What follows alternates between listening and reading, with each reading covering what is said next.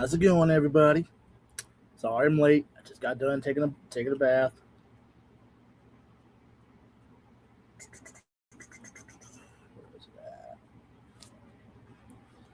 So, welcome to the Everything Dragonball stream. Here we discuss anything, all things Dragon Ball. So, hope you guys are ready for it.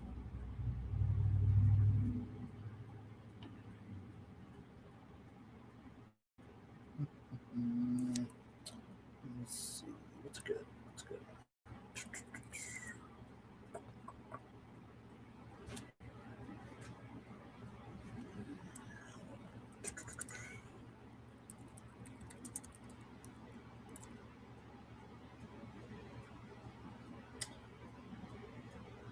Ah, what's going on, Co? Oh, right. So,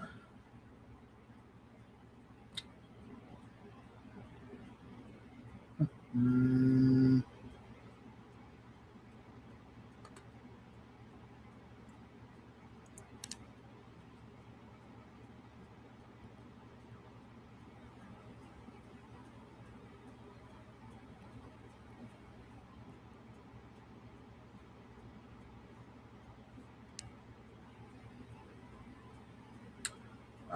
don't worry. They will be here.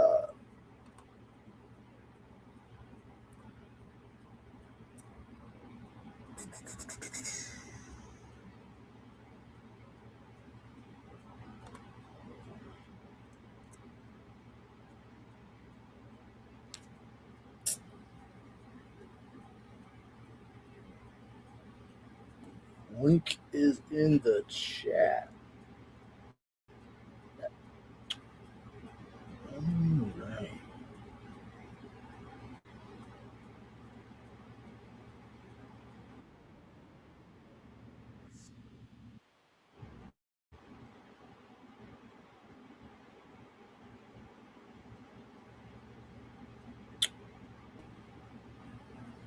What up? How's it going? Another day. I'm glad Ugh. I'm actually awake. Oh, that's it. Yeah, I heard. Oh man, Nothing like stretching and, nearly destroying your calf. what were you trying to do some exercise in there? No, I just woke up and stretched. Well, I mean it does help. Yeah. Anyways, what crazy DBC topics can we pick up, I wonder? Anything and everything. Well, let's talk about Xenoverse 3. Because, damn, I'm excited. I am very curious about it. Oh, I'm really wondering like how the story is gonna play out. What I'm actually worried about with I'm really hoping they go with what 2 had for gameplay, but story wise, it seems like Boma's really getting into it. You know, honestly, I kind of feel like okay, no shade to Bulma, but a little shade to her. I'm kind of tired of Bulma at this point. I am too. Um, like I know hey, she's one of the iconic Dragon Ball characters, and everything like that. I get it, but like I feel like like really since Super, it's always Bulma this, Bulma that, Bulma's got to be there, and stuff. But a lot of the time, what is the point? I think one thing that's been ticking me off about um the newer Come seasons. on, you got to join in. I mean, Bulma has her good moments. Believe me. Like, look, I love Bulma, but I don't care for her during Super. Like during the current Dragon Ball points. But if it's like OG, Z, and GT, I got nothing but love for her. Yeah, as much as GT was, terrible, terrible, It was not. it had its moments. Not gonna lie. Okay, okay. I understand that, you know, like the first arc of GT wasn't that good. I get it, but they were trying to harken back to OG Dragon Ball with it. And then once we got to the baby arc, then it picked up like Dragon Ball Z, all the way to the end of the Shadow Dragons arc. Nobody can dispute that. But because I mean, I'm not gonna lie. Like me personally, when it comes to GT, I'm more of look, I'm a diehard GT lover. Like I love GT, but even I have certain even I have moments of that I don't like about GT. Like the first arc, I know what they were going for, but I still don't really like it. Um, but when it comes to like the baby arc, I love that because how they tied it into the Saiyans and the Tuffles back when Goku, like early Dragon Ball Z, when we found out about that. The Black Star Dragon Ball, arc. I Yeah, love I even love the Shadow Dragon arc. I love that. That's my favorite arc. The only thing I just didn't like about the Shadow Dragon arc was it was just Goku and Pan, and I'm sorry, but as much as I like Pan, um, she was pretty annoying and at times, but I felt that during the Shadow Dragon arc, you got 7 Shadow Dragons. You could have had Goku, Vegeta, Gohan, Trunks, Goten, Pan, Oob. You could have had all 7 of them, go and fight one of the Shadow Dragons. That if that's the only thing about the Shadow Dragons art that I would have that I could have changed, that's what I would have did. yeah. The Black Dragons were definitely a height for me. I really did like that arc. People who complain about Vegeta's mustache in GT are the same people that are okay with Vegeta wearing a damn skirt and super. Fans don't know what they want. Ah! I can't stand GT. Then they proceed to say they love Baby, Super 7, Super Saiyan 4, literally every main saga in GT. So what don't you like again? The stash was way out there. I will admit that. But what's going on, DG? Links in the chat. Shadow Dragons gave the group repercussions.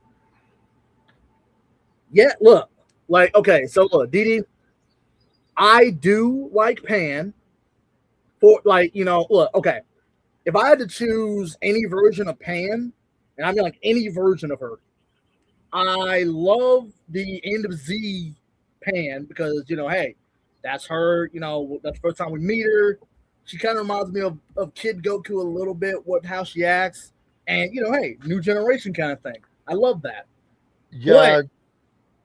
But when it comes to GT, the only thing about Pan that I did not like in GT is that she kept butting in where she didn't need to butt in, and then she got her ass kicked for it. Which I was like, yeah, you need your ass kicked, Pan. You do need your ass kicked sometimes. Bring it down a little bit. But she still had her good moments, and I will give her that. Now, when we look at current Pan, no, they really downplayed her in Super, and it kind of pisses me off a little bit. Even the movie with Beast Gohan, just Pan. Oh, scary, scary, scary. Man, kidnap me. Pan, you as a kid can take care of them. Well, you got okay. I will get look. I actually I will give Pan that only because Piccolo told her to play along just so Gohan can unleash his power. So I'll give it that. I don't even think that would actually no, that wouldn't have happened. And here's why. Because even Gohan admits, yeah, I'm not gonna bother saving her. As much as she's my kid, she can get out of that mess by herself and take on anything. GT wasn't that bad. I haven't saw it in a while, but it was all right. Not sure what the hate for GT is about, but that's just me. Because it wasn't like because it wasn't as battle heavy as Dragon Ball Z was. That's really all that. That's really all it was. Where the hate really kind of came from. Dragon Ball Super is Star Wars. It's Star Wars sequel equivalent of Dragon Ball Z. Fans only started giving GT a shot now. Something exists which is clearly much lower in quality. You know what, Cole? I'm gonna say this. I wouldn't say that. Oh no, never mind. No, you're right. You're right. No, you're right. I misunderstood that because because I thought he said I thought he was talking about GT was the Star Wars sequel equivalent. But I'm sorry, I misunderstood that. But no. See, like the way I look at it, and Ko has a very good point, because think about it. When GT was out and everything, people kind of get went on it like like how people did the prequels. Okay, there was some good, but overall they kept crapping on it, but they still found some moments there that they liked. Okay, Super came out. Everyone was in love with Super. Like, oh man, Dragon Ball's back. Now we got a new anime. We got Super. Okay, the first two arcs of Super basically just redid the movies, and then everybody started hating on Super at that point. But then we got the Universe 6 tournament. Then we got the Tournament of Power. Then we got I can agree with that. Movie. And I'm like, yeah, this is really because I'll be honest. I honestly kind of fell out of Super like around during the first two arcs. I did not care for it. I didn't even watch it at first because I was like, wait a minute, it's the same as the movie. Why they make it into an? Why they do that? We already got the movies. You could just continue on from the movies. And that's what pissed me off. And this is more on the studio's fault because when I saw that we got when we got the movies, the two movies, they're like, oh yeah, these are movies. They have no tie into Super. What were the first 10, 20 episodes? I believe it is. The damn movies. Only cut up. You have a point. I need you up here for this, man. I gotta hear you. I gotta hear this, man. Dee, you gotta get up here too, because I need to hear you too. I need to hear both of you for this, because this is good. This yeah, is good. Yeah, she beat down a tiger at age 5 and called it her friend, if I remember correctly. Overreaction to the frequency. Man, like, okay. So it did feel like I can understand that. So okay, so let me ask you this question. All right. The okay, like how we used to have the transformations, right?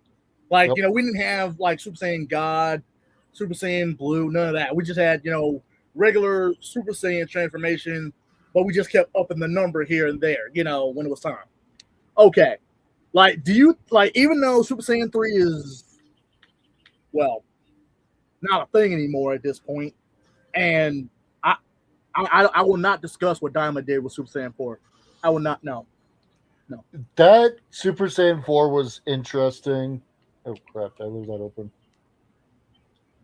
Um, it was interesting to a point, but I'm just glad we have 4 in canon to a point.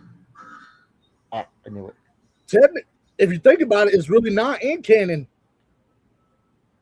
What, Dynamo is not canon? No. See, it's apparently supposed to be canon, right? But here, because Daima takes place before Super. But here's the thing. Kidding me? Yeah, no, yes, it was confirmed. Oh. Daima took place before, like right before Super. And here's the thing, Goku. That's why they explained at the end of Daima, Vegeta asked Goku, like, can you turn into Super Saiyan 4 again? Goku said, I can't do it anymore. That is dumb. So that's why we don't have Super Saiyan 4 during Super at all. Like that's why. Because Daima took place before Super. And as a matter of fact, here's another one. Here's another one. And here's how you know that it's actually before Super. Because Goku said that after he killed Boo, he found a way to found another transformation, which was Super Saiyan 4. He found a way to transform into Super Saiyan 4, but Daima was the first time he ever did it. And then he said he can't do it anymore. After Daima was over, he said, I can't do it anymore. Man, they are just ripping this series. So now that's why we have Super Saiyan God and Super Saiyan Blue and all that. Hey, zombie. But yeah. And no, another reason why Super pissed me off was the fact that the way that they had to give Goku the Super Saiyan God transformation. If you guys the movie gave it a really good one. No, it didn't. They copied Super Saiyan 4. Is that how they did it? It's been a while. Okay. If you look up Goku versus Baby Vegeta, right? If you look up like Super Saiyan 4 Goku versus Baby Vegeta, Gohan, Goten, Trunks, and Pan all stand around Goku, powering up to give him their energy, just so he can defeat Baby. And then if you go to the movie, the Battle of Gods movie, you need 5 Saiyans to stand around Goku, powering up, just so he can transform into Super Saiyan God. They took that from GT. Like, come on, man. Really? Yeah, wow. That's dumb. It's real sad. I mean, it feels like they can't come up with anything anymore. Nope.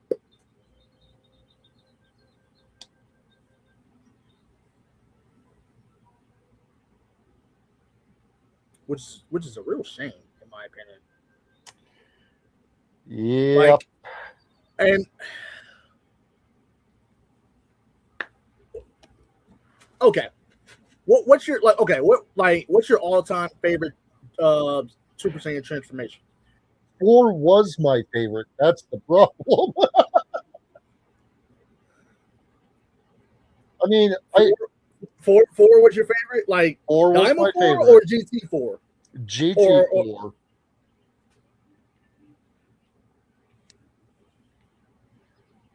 I like GT4.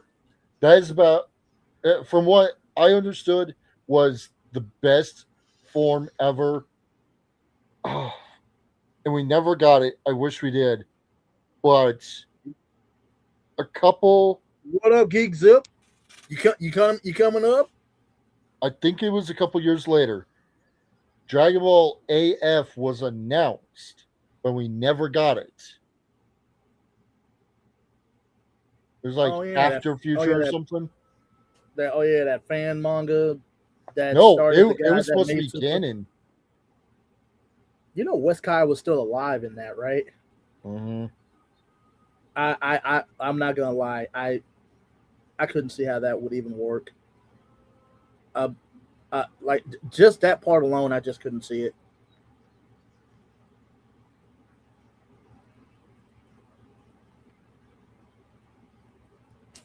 Although, like, if I had to choose like my favorite transformations out of Z, um, I mean, of course, we all know, Goku going Super Saiyan for the first time. Of course, everyone Yep. loves to go back to that.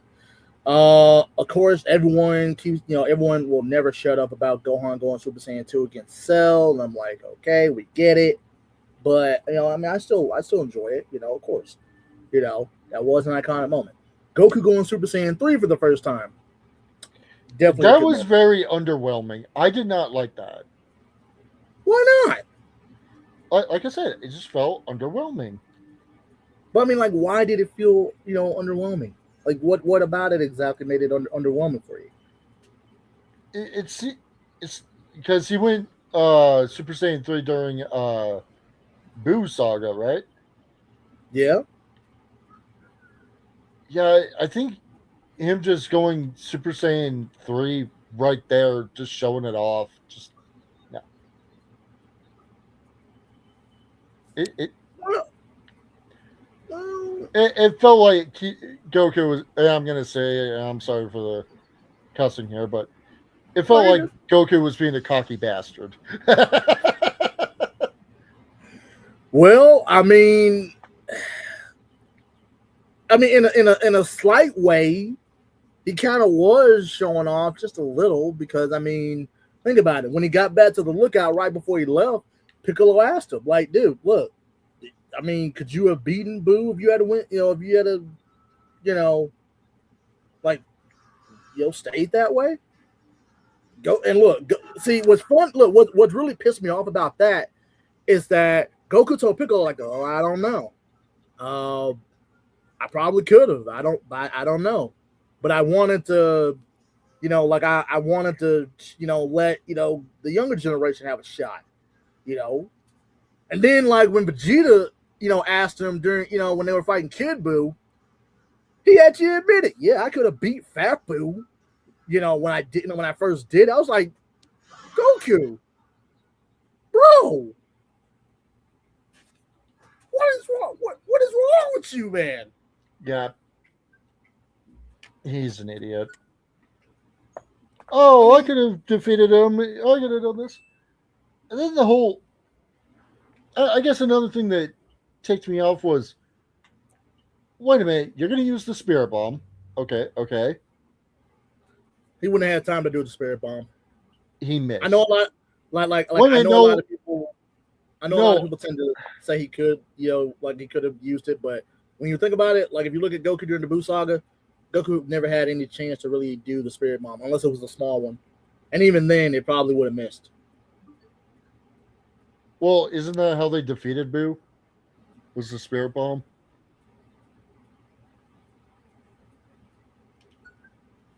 Yeah, but they kind of cheated though, if you think about it, because No. Buu was literally holding the Spirit Bomb back, and he almost pushed it back to Goku, but then they used the third wish from the Namek Dragon Balls to wish Goku's power back to normal, which gave Goku plenty of energy to use to go ahead and and finish off Boo. So technically, they kind of cheated.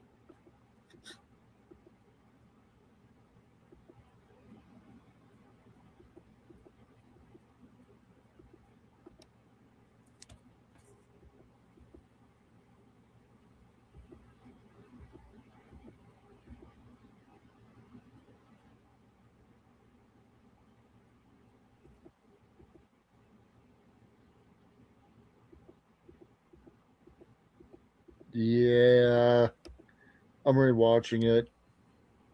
No, you didn't.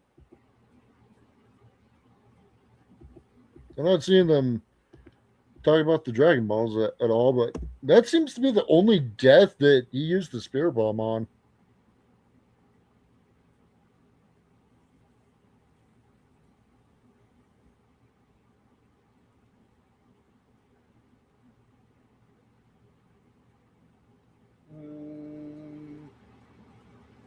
but still, just felt underwhelming. Yeah. Goku likes to show off, but that's normal for him. Vegeta, he's too prideful for that. No, he ain't. Vegeta loves showing off when he knows he can beat his opponent.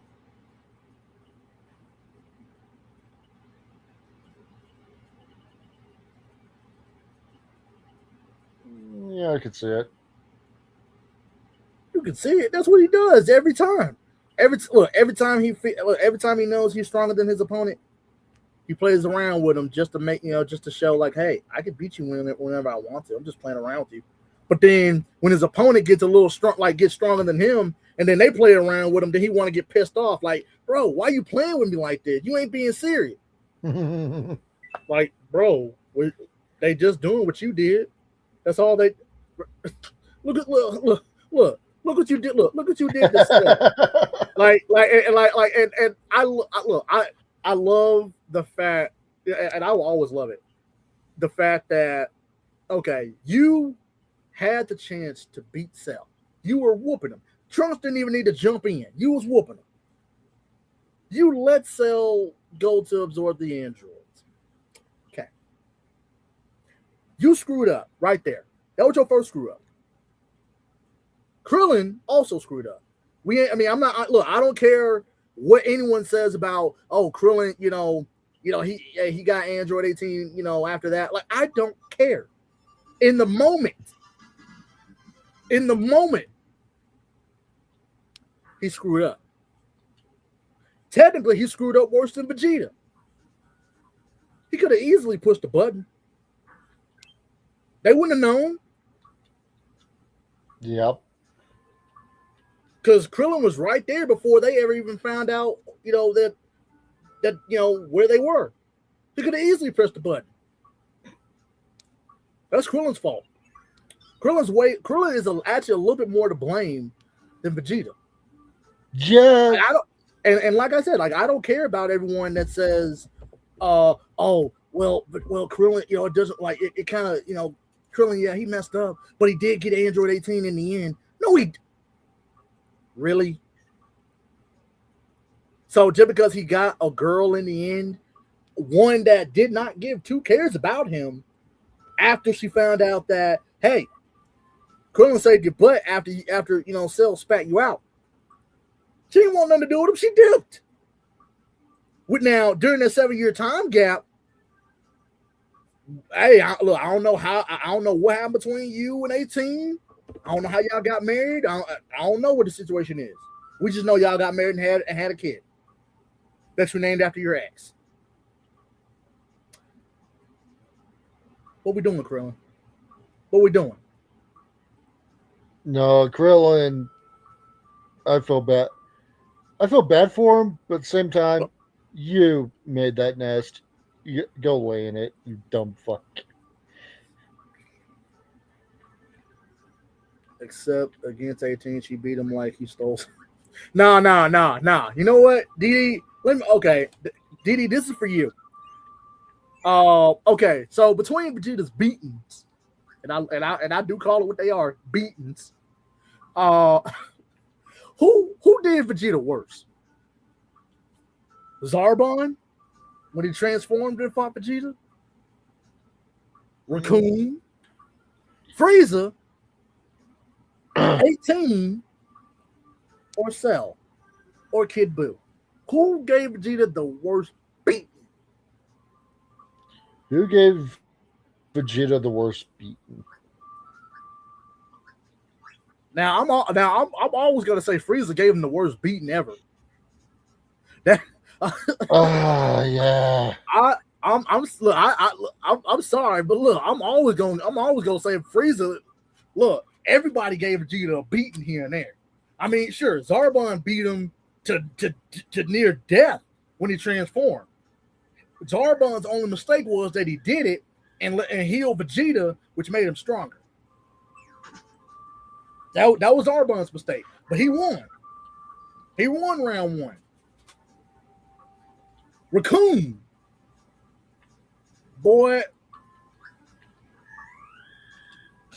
planted that man like a vegetable.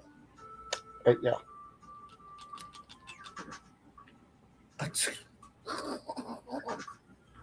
Frieza. Frieza, you really did Vegeta like he was like he was a child that you had to punish. Yeah. Like I see you, Frieza. Is Vegeta your child? Did Vegeta do something so bad that you had to punish him like that? Like that you had to bro, you made that man cry. You know, and that's the one thing that I will give Frieza over every villain that's ever beat Vegeta, no matter how bad they did it. Nobody ever made Vegeta cry other than Frieza.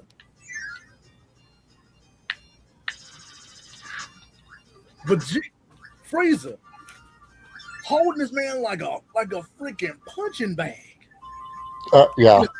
Just like, no, you don't have to do this to him, Frieza. Stop. And then you put then you made the man cry. Then you put a death beam through him. Just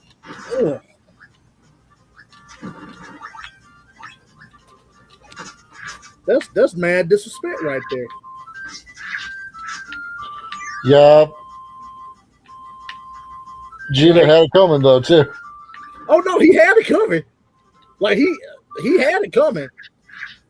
The only reason why I say Vegeta had it coming when it came to 18 was because he kept talking crap, like, you know, basically being a sexist kind of guy. I'll give him that. He was being a bit sexist, just a little. But when you're against 17, Mr. Pretty Boy. Nah, 18 was the only one that tore that man up. Unless you want to count future Vegeta.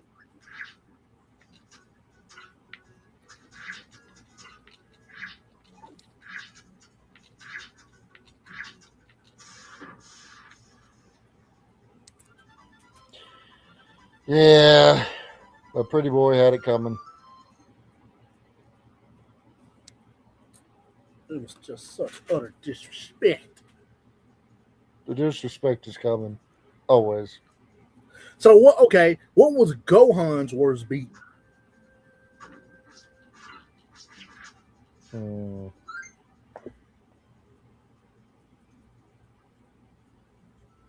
gonna say against the new androids In the Super movie? in the Super movie.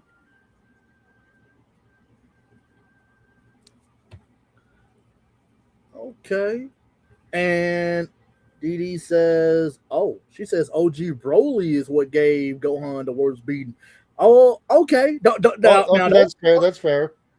Those are good. Those are good. But here's the real worst beating. Future Gohan. Could have died. Look, could have died at any moment within those years. Now, the reason why they kept playing with him the whole time, and they finally just said, you know what, we're just gonna go ahead and end it, and they did him dirty. Yes, they had to jump him in order to win. At least in the anime version. In the manga, it was just, well, in the manga, it's implied that it was only 17, but I'm just gonna be honest, because for me, I don't really think it was just 17 that killed Future Gohan in the manga. I really think it was both of them, even though like 17 said that he was the only one that was using half of his power. He was probably lying through his fucking teeth.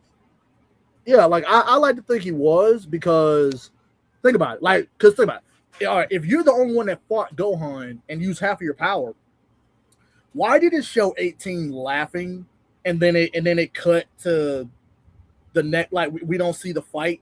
We just see Trunks finding Gohan's body, like dead body. See that? So if I don't see what happened off screen, if it's off screen and he died like that, that led me to believe that both of them fought Gohan at the same time. that it wasn't just 17 because you didn't show that 17 was the one that fought Gohan and killed him. It was just implied that he was, but you didn't show it. So we don't know what happened during that fight in the manga.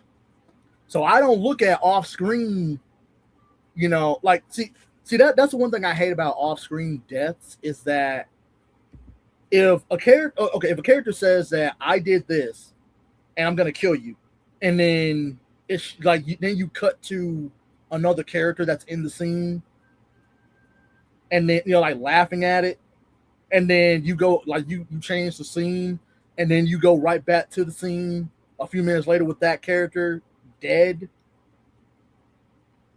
That's not telling me who did what. That's not telling me how they killed him. That's not telling me nothing. That's just he's dead. He's dead, Jim. He's dead.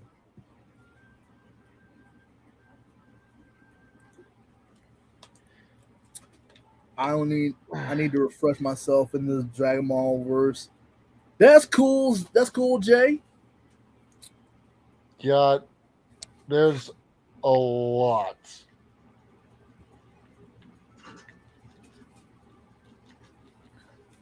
Now, okay, so who's your like OG Dragon Ball, like from no, you know what? Let me do it this way.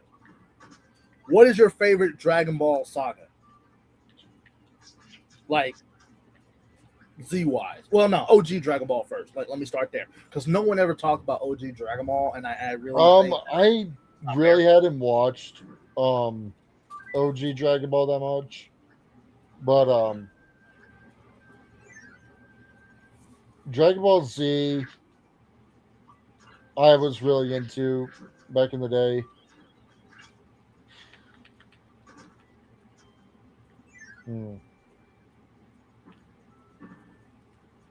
Trying to think of all the sagas off the top of my head. Frieza, Boo, androids. I have to go with the Frieza saga. I just felt like the android saga drug on too much.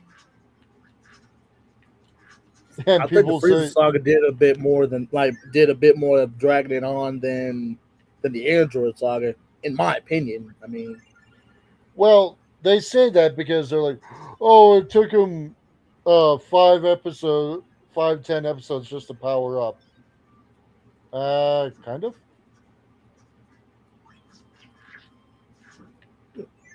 Well, see that's the thing about at least for me, like I love there's something in each saga that I love.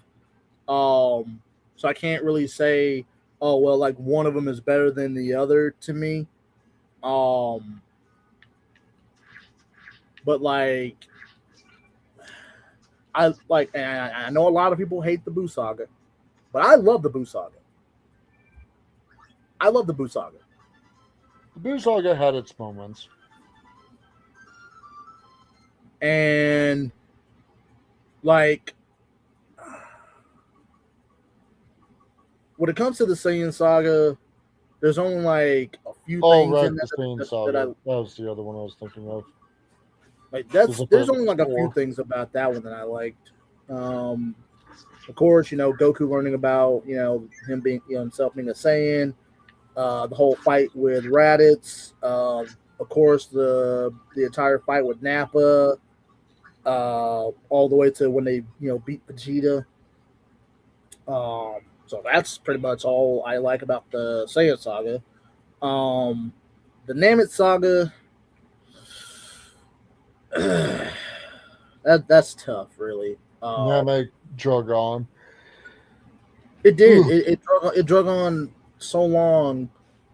Like I mean, see that's why I'm saying that's why it drug on just like the Android saga did, but Namek drug on way longer when you had to start trying to go get ready to go to Planet Namek. You got to Planet Namek, then you had to get Goku to get healed and Gohan and Krillin, had to duck and hide. You had Zarmon fighting Vegeta and all this other stuff. It felt just way too much. But then by the time that Goku showed up to fight, at least to fight Raccoon, all the way to the end of Namek, that's when I really started enjoying the entire Namek saga. Mm-hmm. So that's probably like the only part of the Namek saga that I really like. From from Goku coming, making it on Namek to the end of the Namek saga. Android saga. If I can count the history of Trunks, then I'm gonna say I love the history of Trunks. That's definitely one of my favorite parts of the entire Android saga, to see what happened in Trunks' timeline. Um, then of course I love Trunks' whole fight with Frieza. Uh, him letting Goku know about the virus. You know, everyone training for 3 years for the androids. Uh, I did like the Android 19 and Dr. Gero stuff a little bit, just to kind of give a little love to that.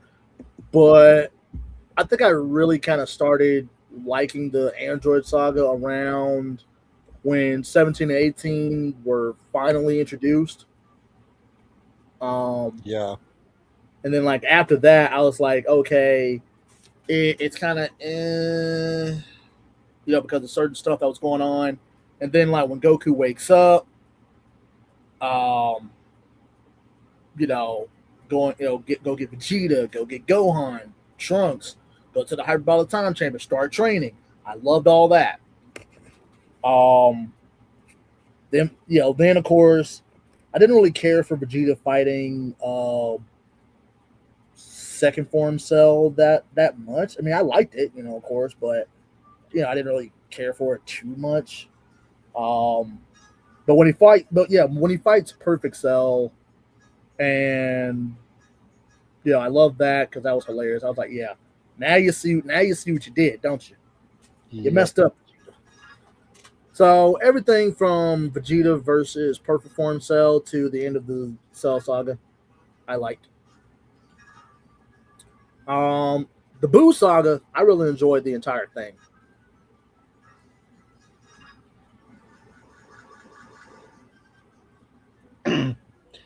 Yeah. And then I guess one reason that GT didn't work as well is because of the Dragon.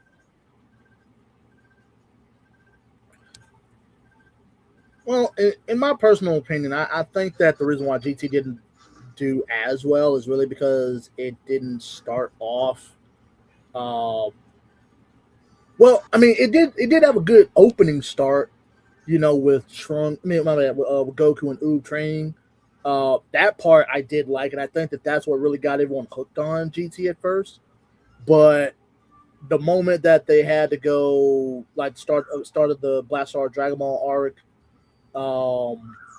I think that's when uh, it kind of went down a little bit. And then once Baby got to Earth and started possessing Vegeta and the others, it went back up. You Like the hype for see, GT went back up. now that's just a cop out from one of the movies, the Garlic What? Junior, the Garlic Junior saga or movie. The Dead Zone movie? I believe it was the Dead Zone. Those movies are in like, well, They're technically not canon, but still. no, they're not canon, but they're alternate. They're like all of them are alternate timelines, but at the same time, they all kind of fit in the same timeline as well, in certain capacities.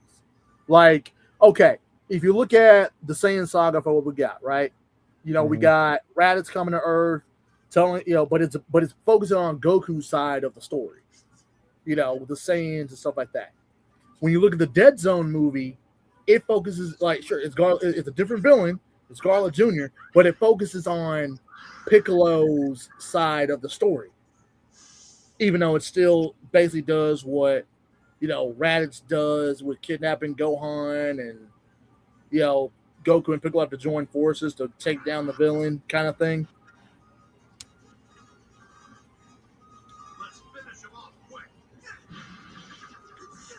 Yeah. Yeah, I can see that. And of course, we got the Broly trilogy, which throw some shade on it. I want you to throw some shade on it.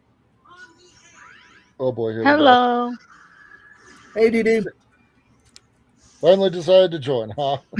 I was going to say, don't throw some shade on it. Look. I know a lot of people hate the Bio Broly movie. I get it. Okay, Bio Broly kind of pushed it. Yeah. Not really. Not really, because this is okay. See, now and hear me out. All right, now there's certain movies I can actually see fitting in the Dragon Ball Z timeline. Okay, BoJack Unbound, that can happen. That can happen. A lot of people say it can't happen, but it can. Now the first Broly movie, that's a tricky one, because that would have to take place during that 10-day gap that Cell gave them to train for the Cell games. That's the only way that first Broly movie can happen. But the second Broly movie, that can happen, because and the reason why that can happen is because Vidal's there, she can fly. Goten and Trunks are already Super Saiyans. Fair. What's going on, DG? Welcome to the stream. About time. And what's up, how you been? Doing well. No, notice that he ain't hear anything I said. Well, now, look how I come here. Look how I come here to check on you, make sure you're good and everything. You would think this man would come to my stream and actually hit the link. He don't even hit the link anymore. He sends his 10-paragraph essays on my streams now. Hey! God dang, man! I'm sorry. I mean, dang, man. I was like, where are my buddies at, man? I know we all doing our own thing and everything, but it's like, yo, I'm losing my peoples here, man. Hey, Didi, how you doing? How you doing, man? How are you doing? Even you too, Didi. You all the shade. You catch the strays too, Didi. I barely even see you anymore. Like, what's going on? He was like, look, I got things to do. Bye. Man, I've just been I've been doing work and working on projects and stuff, man. So. Oh yeah, no, it's all good, man. Didi, you're good, man. I am gonna start coming back though. I am. Yeah, nah, it's all good. I mean, look, listen, we've all been doing our own thing, and we got a lot of stuff going on. Life be lifing. So look, I get it, man. I went to see this new Spider-Man movie yesterday, but it was with a class full of kids, so my energy was gone in 3D.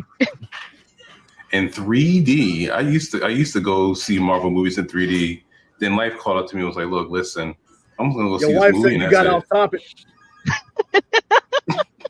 Stay on topic. I'm gonna get back to the topic. Look, my shirt and hat are on topic. All right. Anyway, yes, the Spider-Man movie. We saw it. We actually just saw it earlier today. So yeah, I'm planning on. I'm gonna see it probably sometime next week. What, you going to see Spider-Man next week? I thought you of all people would be seeing it already. I ain't been working. I ain't been working like I want to. So All right, let me shut up. Dragon Ball Z. Sorry, I went off topic here. Dragon Ball Z. Well, we got to be a little excited because we might see Venom in the next movie, so I get it. Right. So Dragon Ball. What's I've been in and out of the conversation. I just had some stuff to deal with in the background. But what are we talking about regarding Dragon Ball? Just anything Dragon Ball? Anything. Anything Dragon Ball. So what I did so far, so right before you came in, I was discussing how the second Broly movie can fit in the timeline. So now you have a month period, because you got to think about it.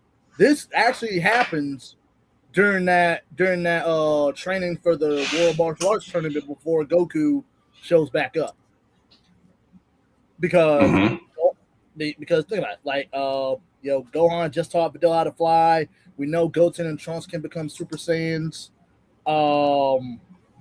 Also, like it's clearly stated that they have only a month to prepare for the tournament. The second Broly movie could take place within that month period.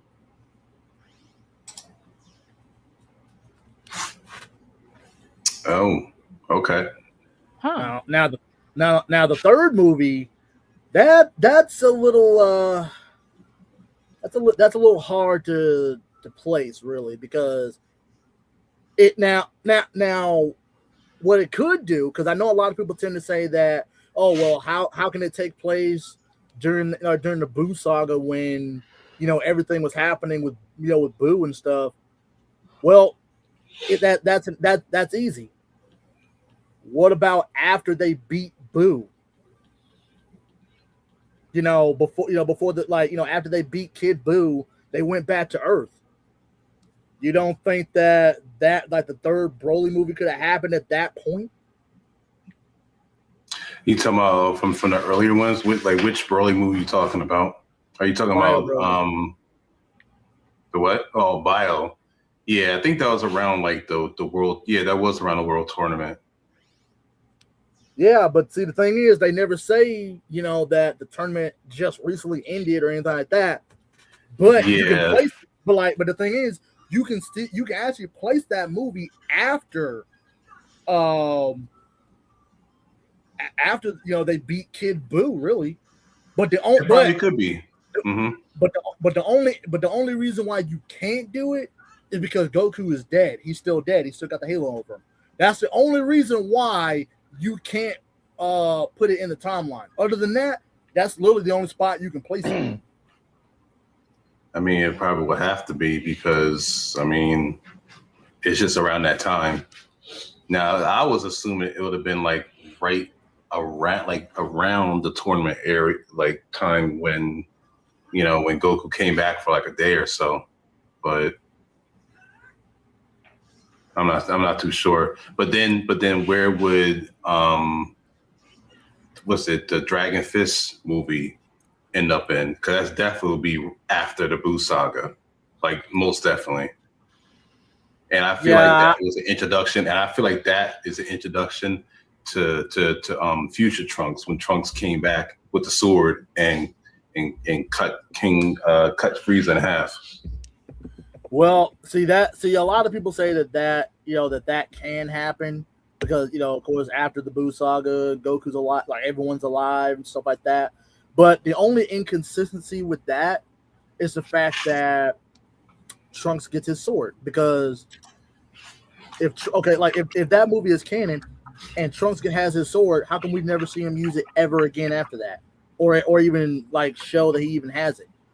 Because he never got it. Mm-hmm. Plus, if that was to happen in canon, how could that happen with being in canon? And that means that the androids are all gonna show up, which they can't, because Vegeta's there. He's a Super Saiyan. He's wearing his Boo Saga clothes. Goten's there. Videl's there. Gohan's there, and he's an adult wearing his Ultimate Gohan outfit and stuff. It just can't happen. Yeah. Sorry, I'm just messing with. I was just messing around with Romano. He's like, look, who? He's like, wait, I don't even know what you're talking about, but I'm here to support. Oh, Ranger Rush, I got a question for you.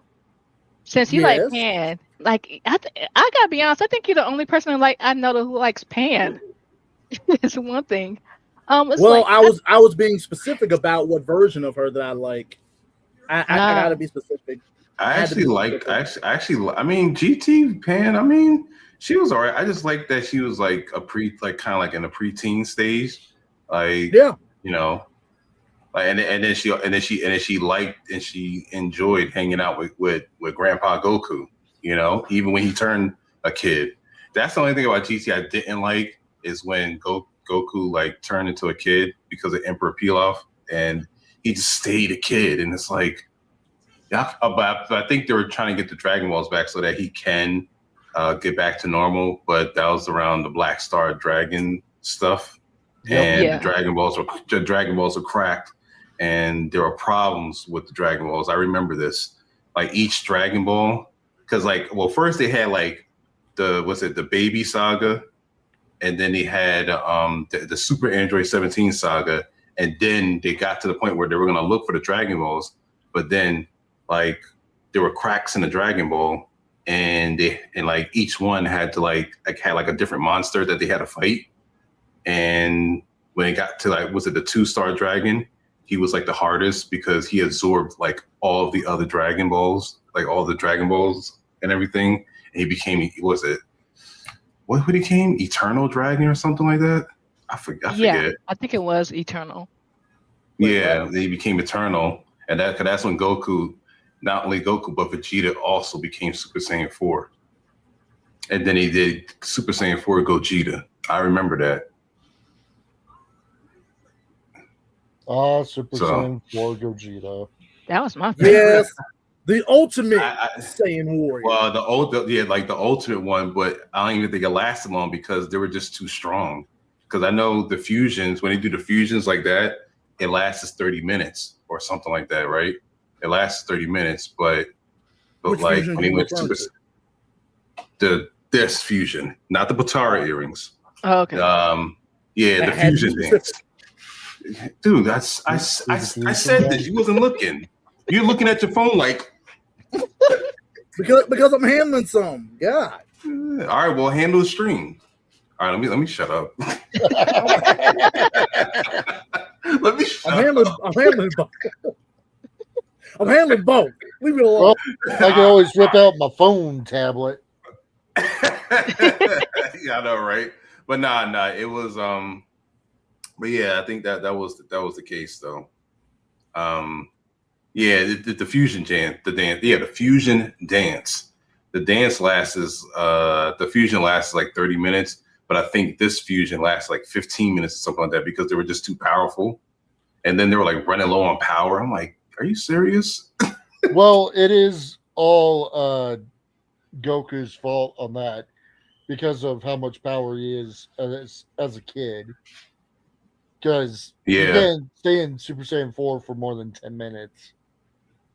I think if he was it did have a limit. Power, I think it would be different. Not really, because I mean, think about this. Look at every time we've seen Goku go Super Saiyan 4, right? From just look at the whole entire fight that he had with Baby when he went Super Saiyan 4 to when he killed Baby. That was way longer than 10 minutes. Same thing with Omega Shenron. Omega Shenron. See, you know, we've been saying Eternal Shenron. I think there. Now that you mentioned it, I think there might be. That's like, I think it's Omega. Like we all here call I think it's Eternal Shenron. Like Eternal. And Ranger is like, there is such thing as an Eternal Shenron. Okay. Y'all something else. I'm sorry, man. I'm sorry. Y'all something else. You gotta keep it by, man.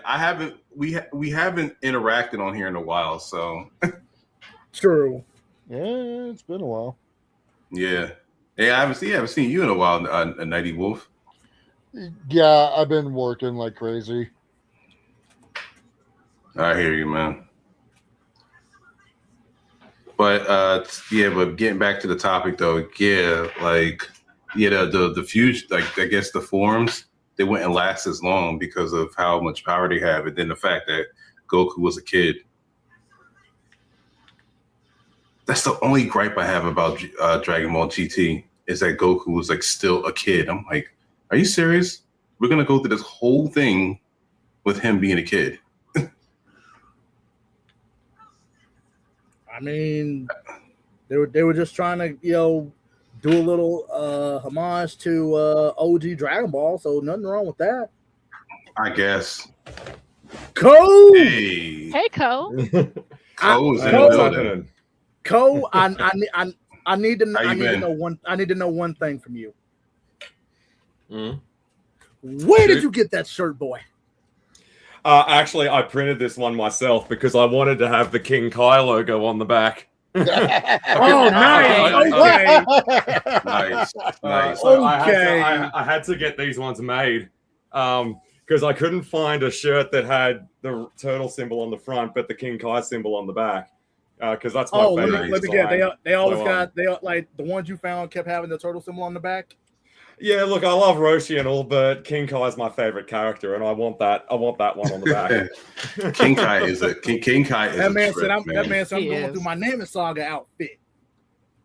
Yeah, King Kai is a trip. It changed again on Namek. It's interesting because I was always of the mindset the reason why Goku stopped sporting logos was because it was just becoming too much of a hassle to animate. Like I also think that's sort of a reason why Super Saiyan 3 has been quietly duck shoved and we forget that one ever happened.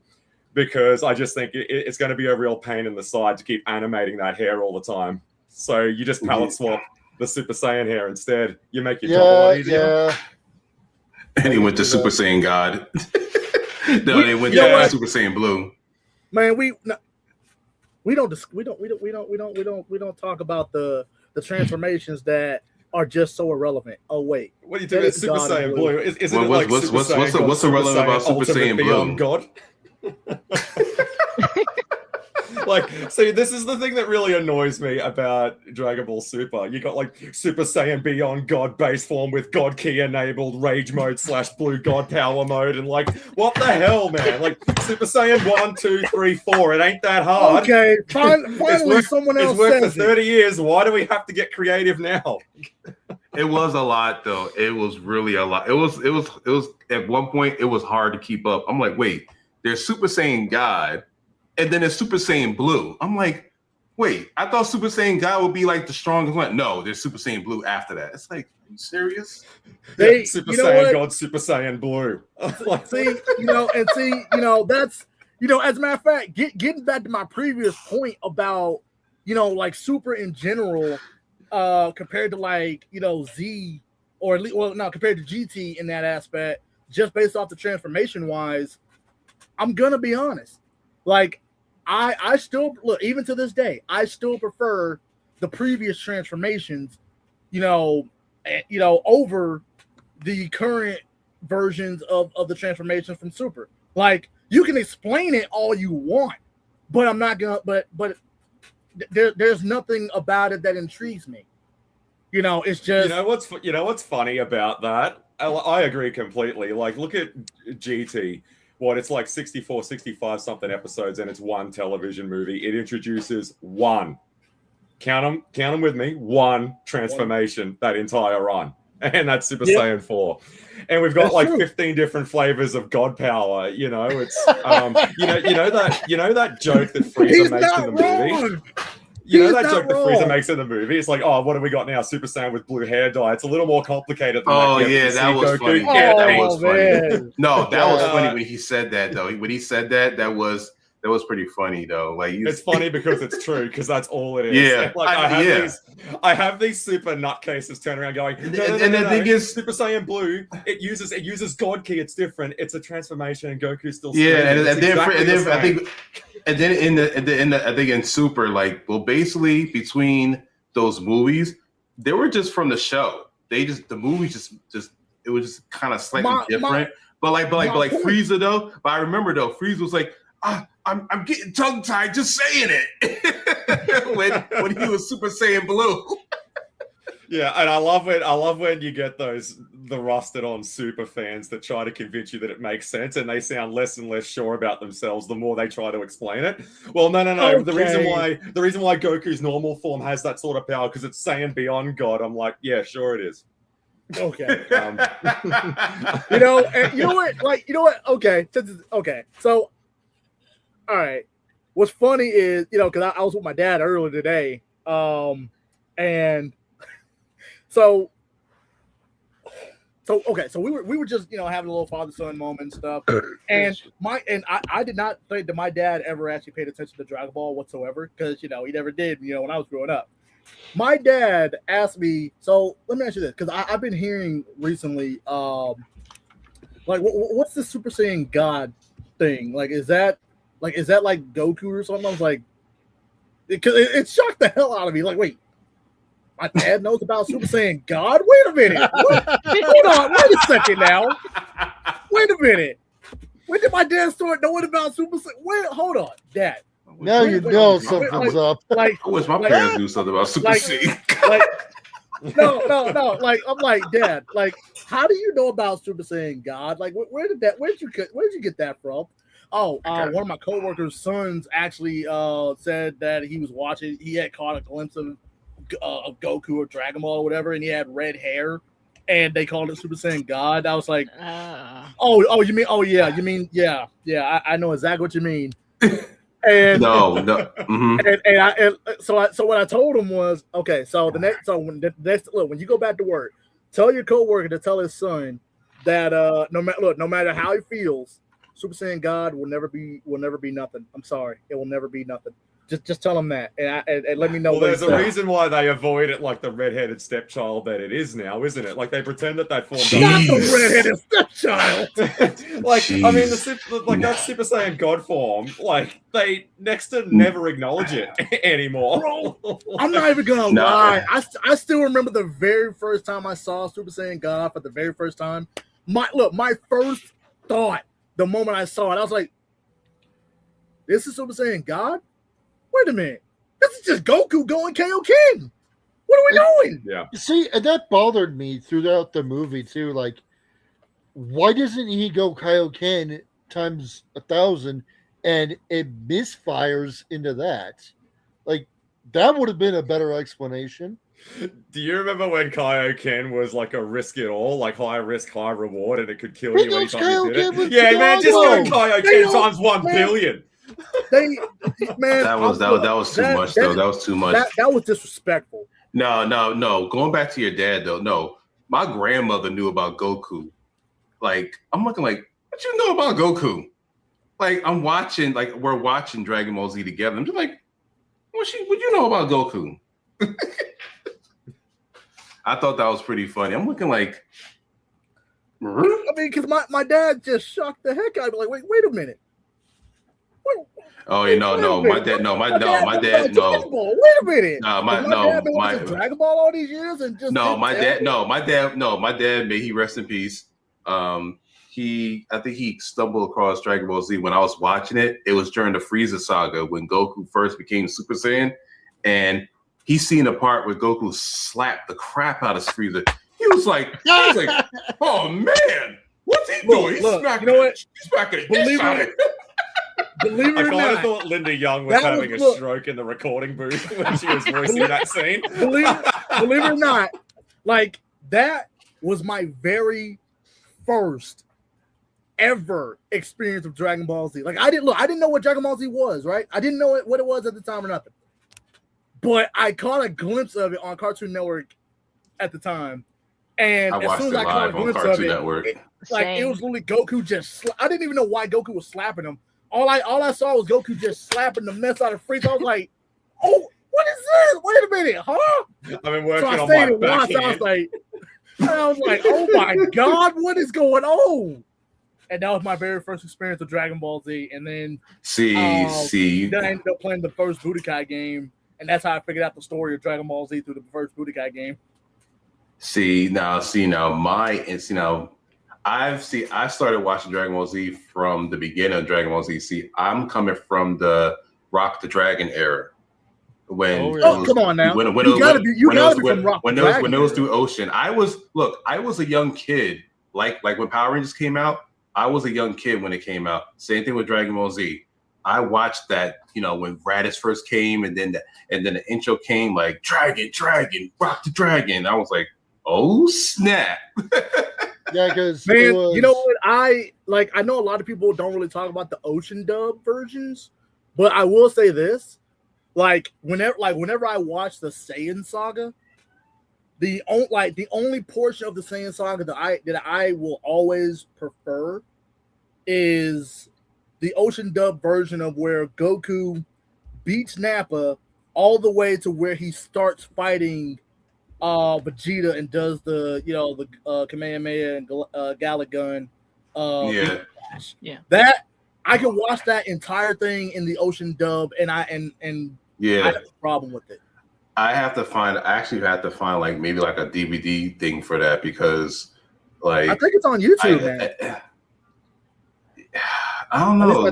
Being watching on YouTube is not the same though. I don't know. No, it's not the same. Yeah. It'll never be the same. The It's not best the part of the same. Saiyan saga was Goku in the episode Nimbus Speed, where he senses the battle going. Yeah, look, there's 2 massive energy levels over there, 2 weaker ones, and one's fading. I hope I'm not too late. Goku, 3 of them are dead already. Like Yamcha, Tien, and Chiaotzu are dead. Will Goku make it in time? Half the team is dead. Next time. Yeah, oh my god. Yeah, I mean, Goku's no math whiz, but yeah, I don't think he got there in time. But That's you what I love about the Gold narrator. Star sticker, you tried. Like, that's what Next I love time about on the Dragon Ball narrator, Z. because the narrator always had these funny moments when like an episode was ending, and I was like, bro, is the narrator like a secret character that we don't know about that's doing this? Because the way he's narrating, it sounds like he's got to be a character in this show or something. Who is he? You know what would be Where great? you at, bro? If there's a long lost epilogue to Goku's next journey, and it turns out your theory's right, the camera turns around to reveal who the narrator has been the whole time, and it turns out Pui Pui survived. You didn't see that one coming, did you? I would love for that to happen. Like just a character that we thought was long gone, and it turns out. Oh well, why not? I mean, we downgraded Super Saiyan 4. I mean, why not bring Pui Pui back as the narrator at this point? Whatever. Hey, I mean, we downgraded Super Saiyan at this point. Kind of reminds me of Dave the Barbarian.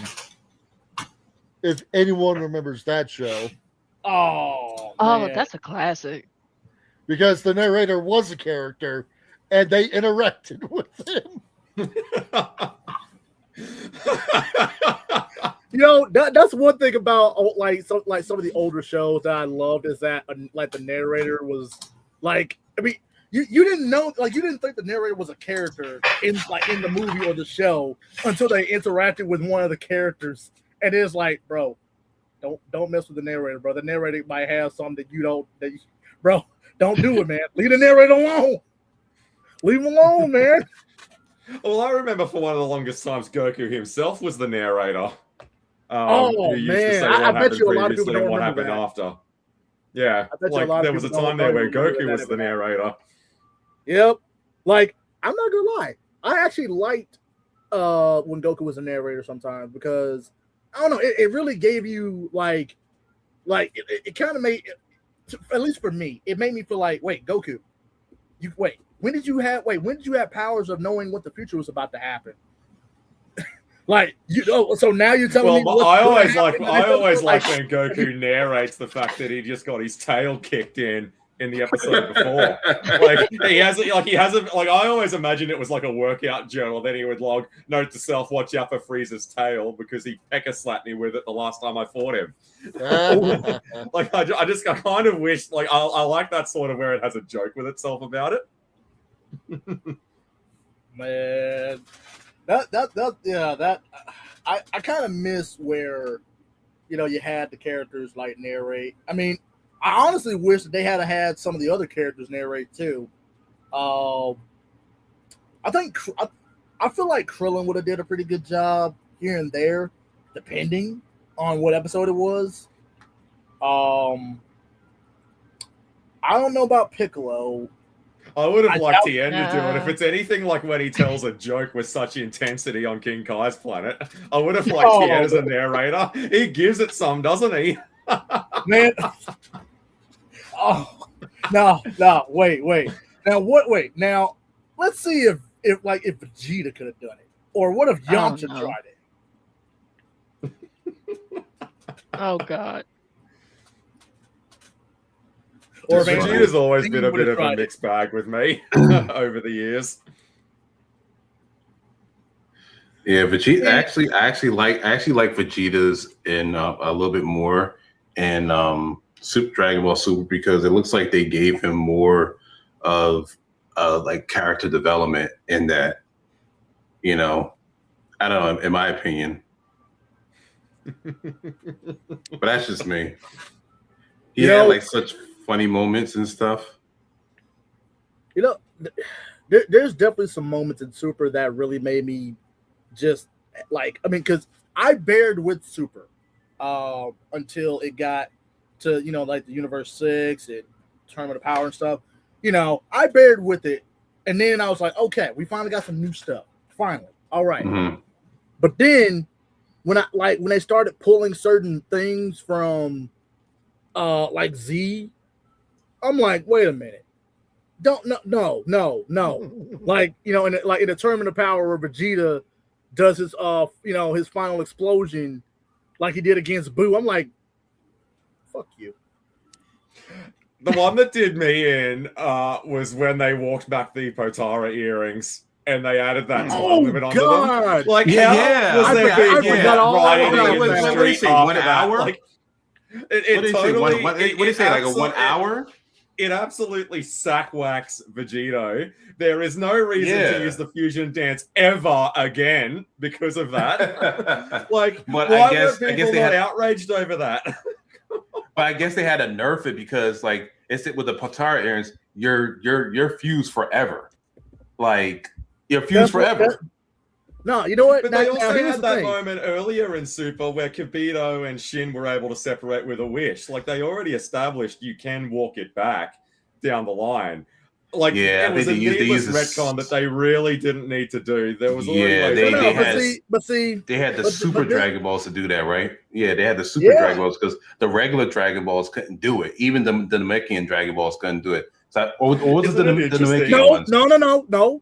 No. It was the Super ones, right? No. That was before the Super Dragon Balls were ever even a thing, because the Goku Black Art happened before all the Tournament of Power, and we started learning about the Super Dragon Balls. Yeah. Don't even get me started on the Super Dragon Balls. I remember listening to years. I listened to years about the Black Star Dragon Balls. How does no one know that they're up there on the lookout all this time? Oh, totally unrealistic. We would have known about it by now. Yet planet-sized Dragon Balls gets off scot-free. So it was the Namekian Dragon Balls then. It was the Namekian Dragon Balls that separated Capito Shin. You know what? Now, here's the one thing that still gets me about, oh, well, Super's canon, you know, and all this other stuff, you know, but GT's not canon. Okay, here's the thing. GT takes a lot more canon. I know it is. Yeah. All right. No. They just make it irrelevant. No. I'm saying that's the outside of Z. No, like that's the argument I was hearing for years, that, you know, GT wasn't canon, Super was, you know, stuff like that. But here's the thing. Now I don't normally use this, but I'm gonna use the manga for how Super basically destroyed anything canonically ever with the Potara earrings. Okay. Now we know in the anime that the fusion Potara earrings are permanent. Okay. We know that for sure. In the manga, in the Dragon Ball Z, original Dragon Ball Z manga, when Elder Kai, you know, told Goku about it, it was permanent. Akira Toriyama himself said, like Lily said, that is permanent. When you fuse with the Potara earrings, it's permanent.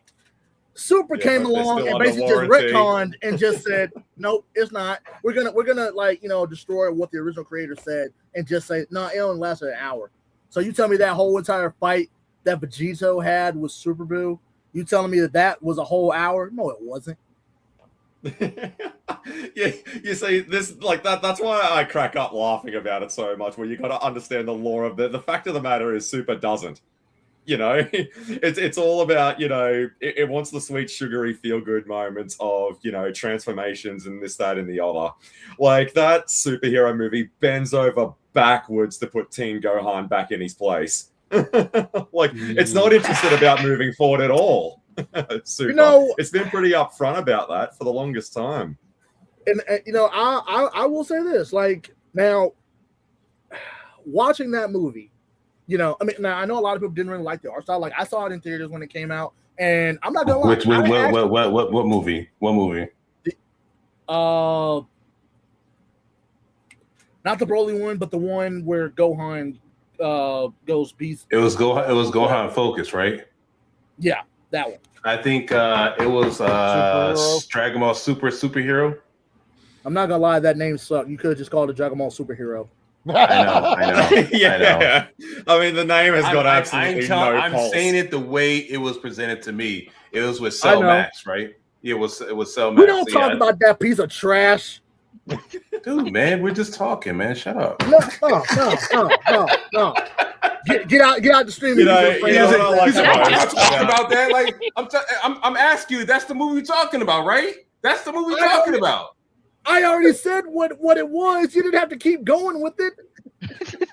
That's what I find so fascinating about doing Cell again and bringing Cell back in any way, shape, or form. The character is literally called Perfect Cell. Like, you can't improve what's perfect, guys. What makes you think you can do that again and make it better? But they keep bringing Frieza back, and I'm not gonna lie, I'm sick of Frieza. I am sick. I'll be honest. Is a joke. I am sick of Frieza. Bringing Frieza back didn't quite annoy me as much as the multiverse with the other Saiyans, because the takeaway, like when I saw like Kale and Caulifla and all these other losers running around, like it gave me this real nasty feeling, because I'm like, well, essentially what this means is that the Saiyan genocide doesn't mean anything. Like, because there's more Saiyans running around, right? Like, the whole point of the genocide was that 4 of them survived and they were all male, so eventually there'll be no more Saiyans when they're all bred out. But now we've got these multiverses now, and we've got female Saiyans again and all this other good stuff. Like, Goku and Vegeta can now potentially have full-blooded Saiyan children down the line again now. Like, the genocide has got to mean something, guys. My God. If we walk back the Saiyan genocide... like, apparently there wasn't a Saiyan genocide on Universe 6, because that's where they're from. They're from Universe 6. And then Universe 6's Saiyans, I don't know. They didn't look really that impressing, though. But, I mean, I like Kale. I mean, I ain't gonna lie. I did like Kale and Caulifla. Like, Caulifla, she was like... Caulifla, she was just like the hothead and everything. But, like, Kale, once she, like, unleashes her power. And then the thing is, she looked like a miniature Broly. I'm looking like, wait. She was the miniature Broly. That's why I didn't like. That's what I'm saying. It was clear. It was clear they had a hard on for Broly. I don't know why they didn't just use Broly. Like, why bother with Jiren? Like, Jiren, he's big, he's buff, he's strong. Yeah, I'm hearing the same beats that Broly fans say. Like, I look at Jiren, it's Broly light, is what it is. Jiren's backstory is just trash. I'm sorry, but not the what? Jiren's backstory, like, bro. How look. Now I know a lot of people tend to, crap on OG Broly's backstory, with the whole crying with Goku thing.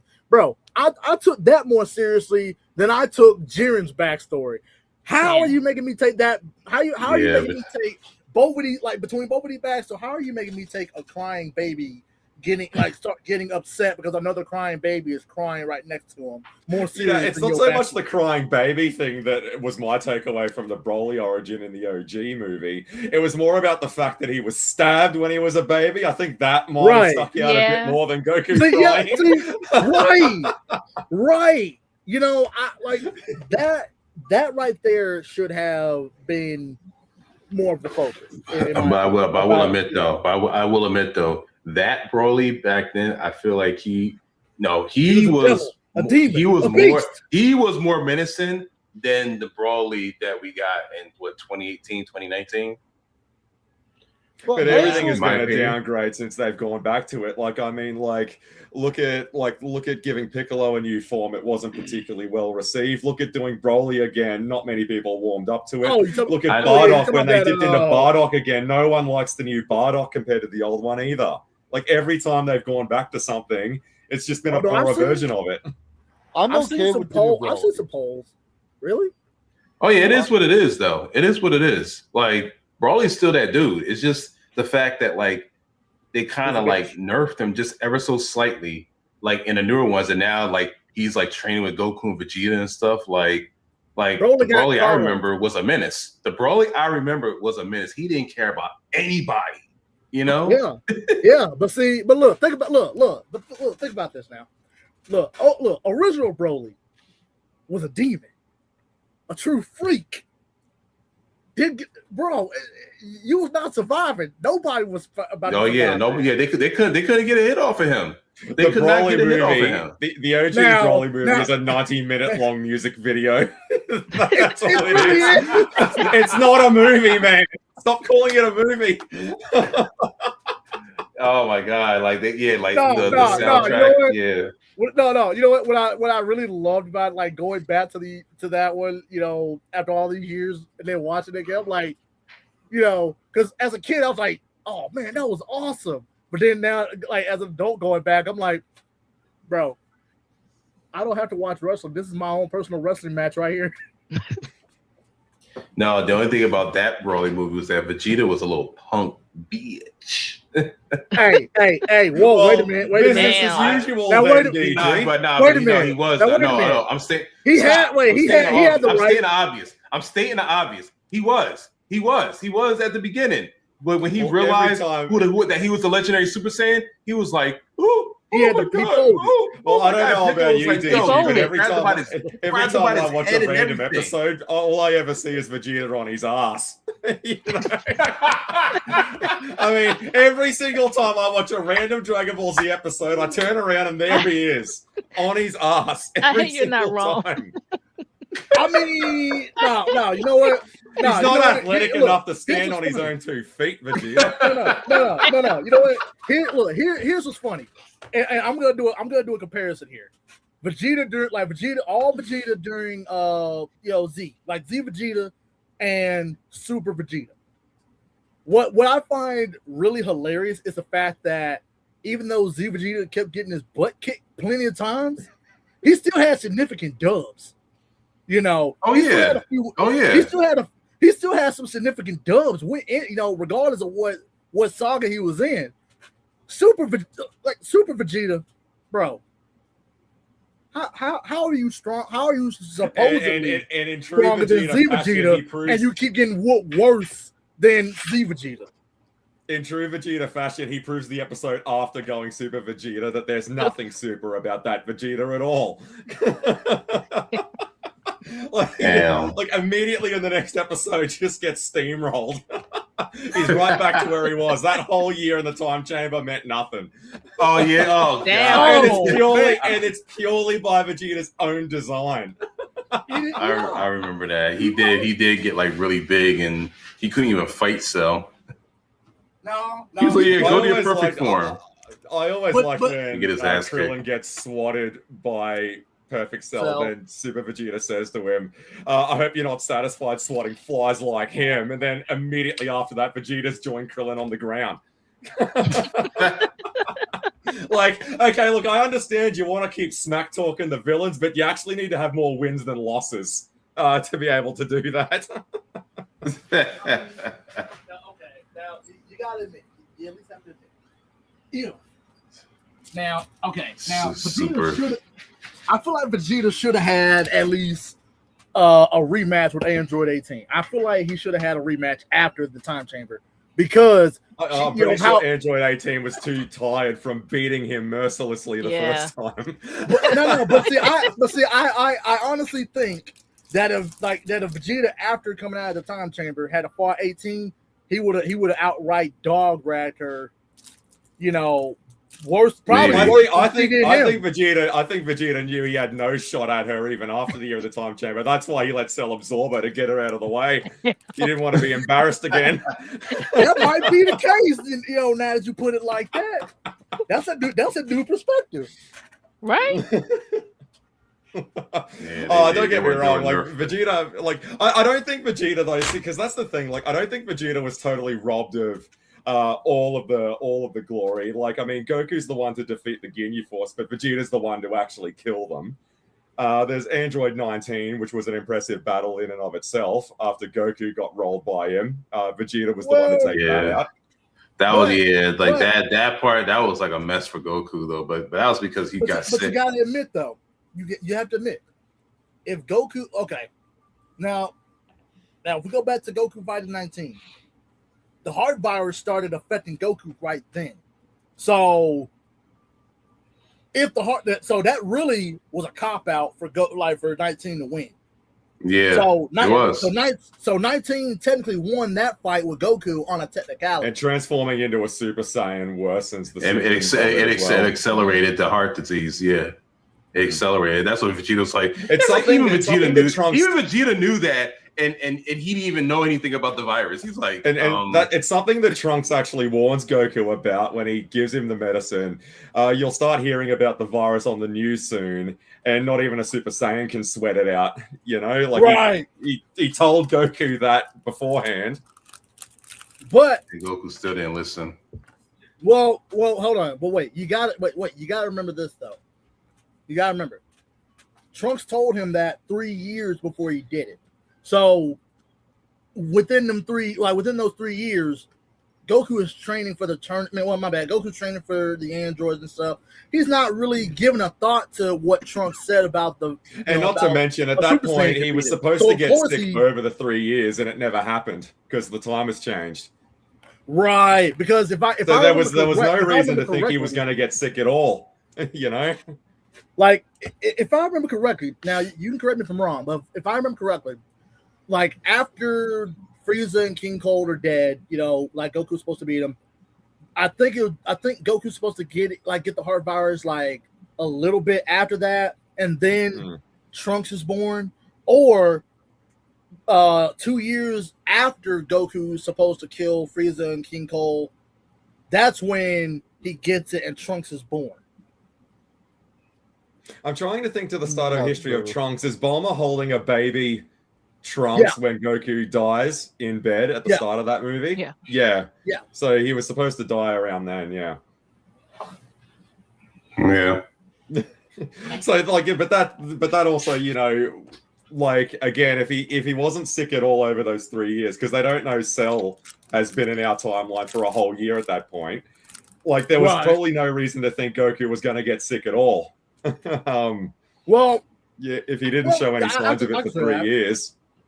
Yeah, because I mean, think about it. Because even after they trained to fight the androids, they didn't know. They didn't think that Trunks was telling the truth for a minute, because I think Krillin was like, well, maybe they're not gonna show up. Maybe Trunks was wrong. And then, well, you know what? Trunks needs to be taken out the back and horsewhip, because he never described what the actual androids looked like in this warning of his. He never told them that they can't sense their energies. He never told them that it was limitless. He never told them any of this garbage. Just where they were going to be, not what they looked like or anything like that. Some warning. Yeah. You can tell he's Vegeta's kid. You know what? Hold on. Let me ask you guys this. Who do you guys think will win? Hold on. 1 sec. I guess he had something to do. I tell you, isn't King Cold, just because he's cropped up a few times lately, isn't King Cold like the Snoke of Dragon Ball? like literally the biggest myth ever in this entire franchise. I'm tired of hearing that name as if it's supposed to mean something. I know, right? My man did nothing. He did nothing whatsoever. Even when they brought him back in the Dragon Ball, I know. Even when he brought him back in the Broly movie and everything, like the most recent one, I'm like, dude did nothing. All he did was retire. Yeah, well, he's had a very busy career being dead for most of it. and of course they don't even make reference to like Frieza's brother Cooler or nothing. I actually like Cooler. Same. Yeah, so Cooler. Naturally, we'll choose to do nothing with him, but thaw out that relic that is Broly. Speaking on Dragon Ball, are they coming out with the newer seasons of Dragon Ball Super soon? Maybe. Or at least the dub part of it. I'm sure the subtitle one is out now. If not, coming out soon.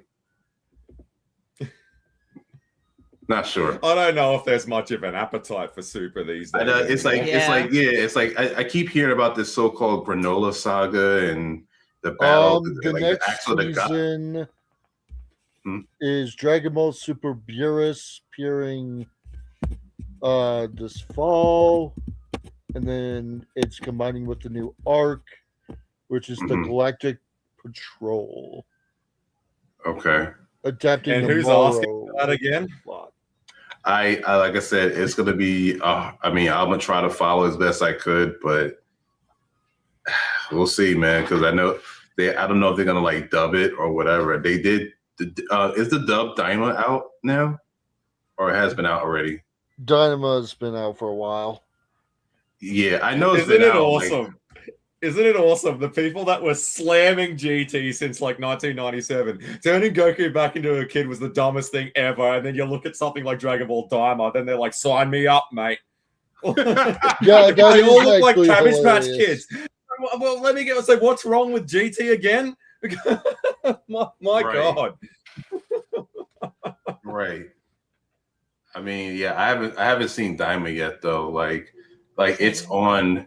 Yeah, like it's on. I think it's on Hulu or something, but I don't know if it's subtitled or dubbed. I know that they worked on the dub already because Sean Schemmel was suffering when he tried to do that Super Saiyan 4 transformation yell. Let's see, crunch. I mean, that's what I heard, and then when I actually saw the clip of it online, I was like, yeah, I could tell he was probably struggling. Like they had to like cut it off at a certain point when he got to like the level of Super Saiyan 4. I'm like, yo, if that was me, I'd have been like, look, listen, I'm a yell. Just auto-tune the rest of my voice, all right? I can't scream that loud. If I was Sean Schemmel at this point, I'd be like, surely you've got archival recordings of me you can just use for this. I know, right? Do I really have to do it again? Shout out to him for actually being able to do this because I know he loves the character and everything. But like, yo, I'll be like, look, if that was me, I'd be like, look, listen, just auto-tune the rest of it. Yeah, I have my voice already. Just replay it ish. Yeah, that's what I'd be. Okay, this is hilarious. So Crunchyroll has Dragon Ball and Dragon Ball Super, but Hulu has GT, Dragon Ball, the 2 movies, and Dynamo. Wow. Why? I know, but GT. I think GT has the subtitle one. I don't know if they have the dub one. I could be wrong. One season looks like 20 episodes, dub and sub. Okay. GT, just dub. Oh, okay, maybe I was wrong. You said Daima has 20 episodes? 20 episodes. 20 episodes dubbed. Okay, I'm gonna have to check it out then.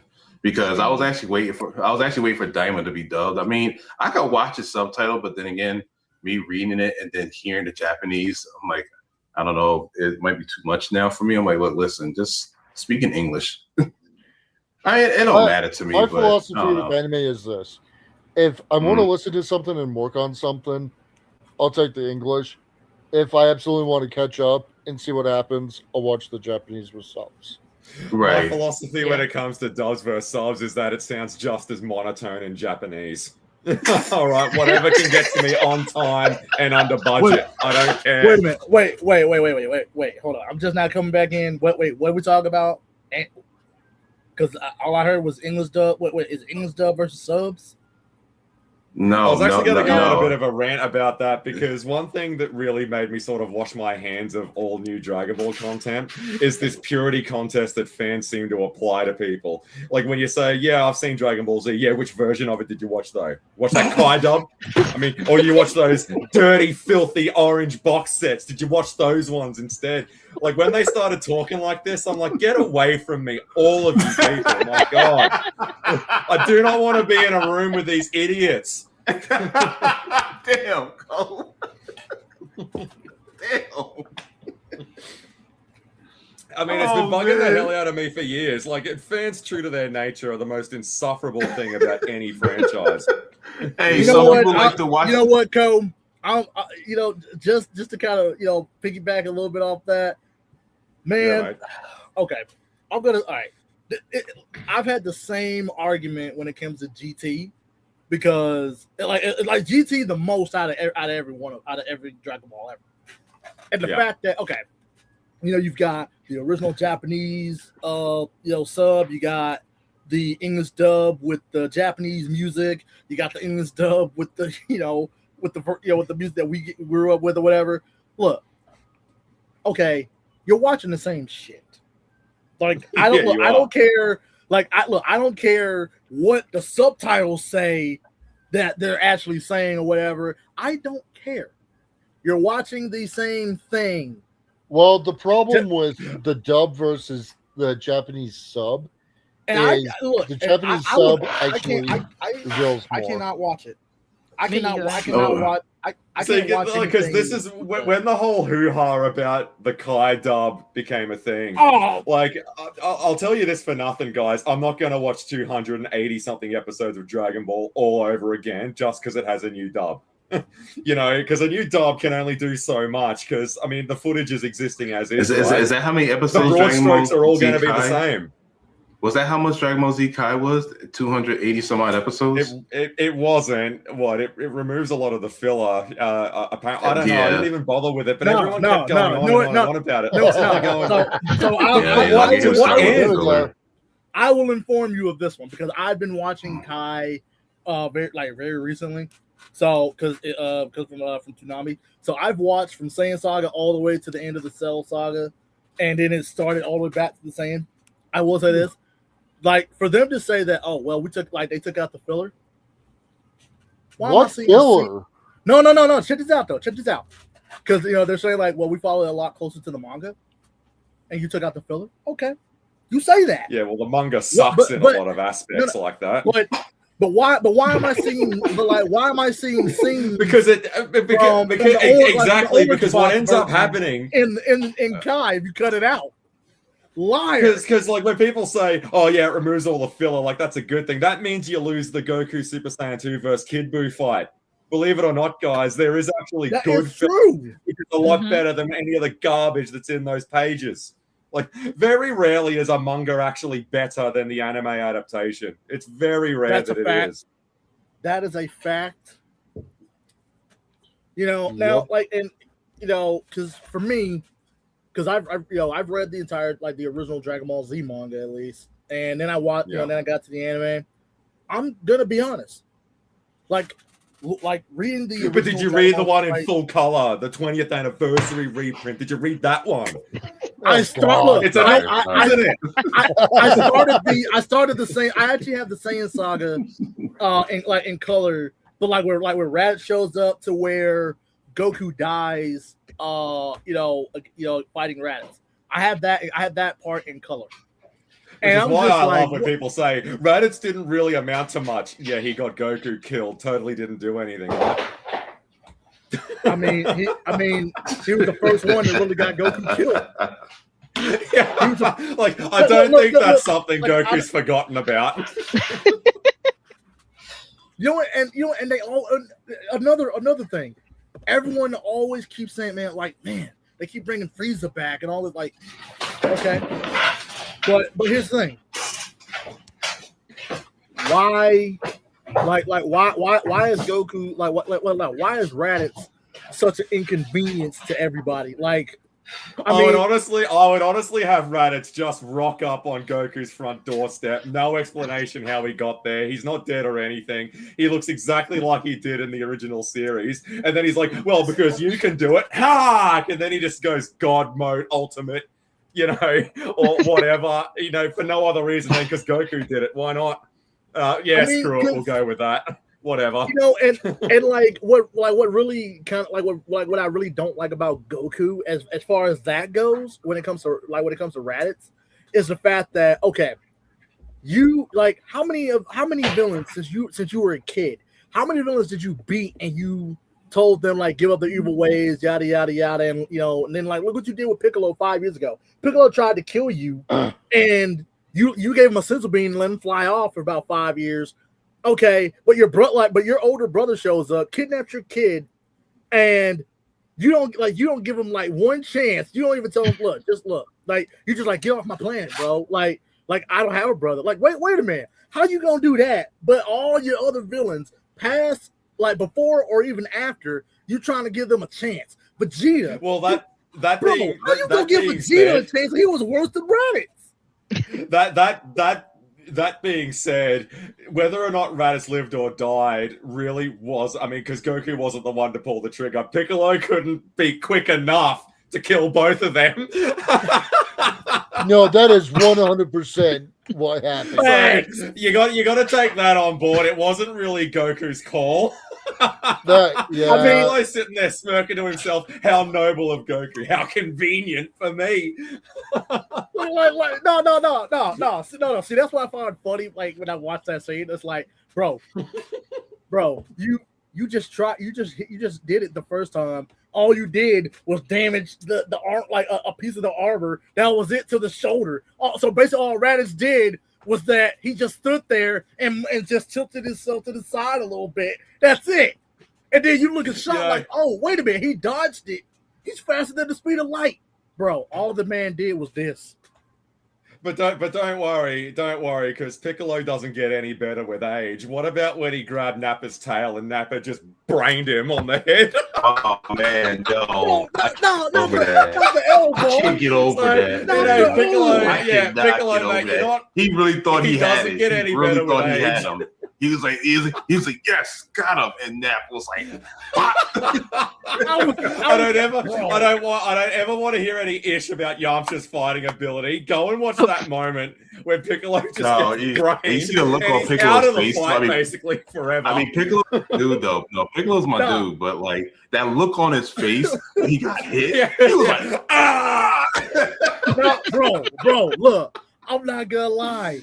I thought, the first time I saw that moment, I was like, Piccolo, bro, wait a minute. Where's Asuka? Where's Asuka? Did Nappa just kill this man? And then then Nappa just gonna toss him to the ground. I'm like, bro, that man got you laying out I'll say one thing about Nappa. He didn't miss. I'm surprised he ain't go brain dead. Doesn't he and start talking with his mouth? Just totally knocked him out, man. Oh man! You're worth your weight in gold in that fight, mate. Now, I will give Krillin his flowers only for a moment. The only moment I will give Krillin flowers for is the fact that if Vegeta hadn't told Nappa to move from the Destructo Disc, he would have died. It's not the fact that he told Nappa to dodge it. It's the fact that Vegeta's screaming at Nappa, why are you flying straight into it?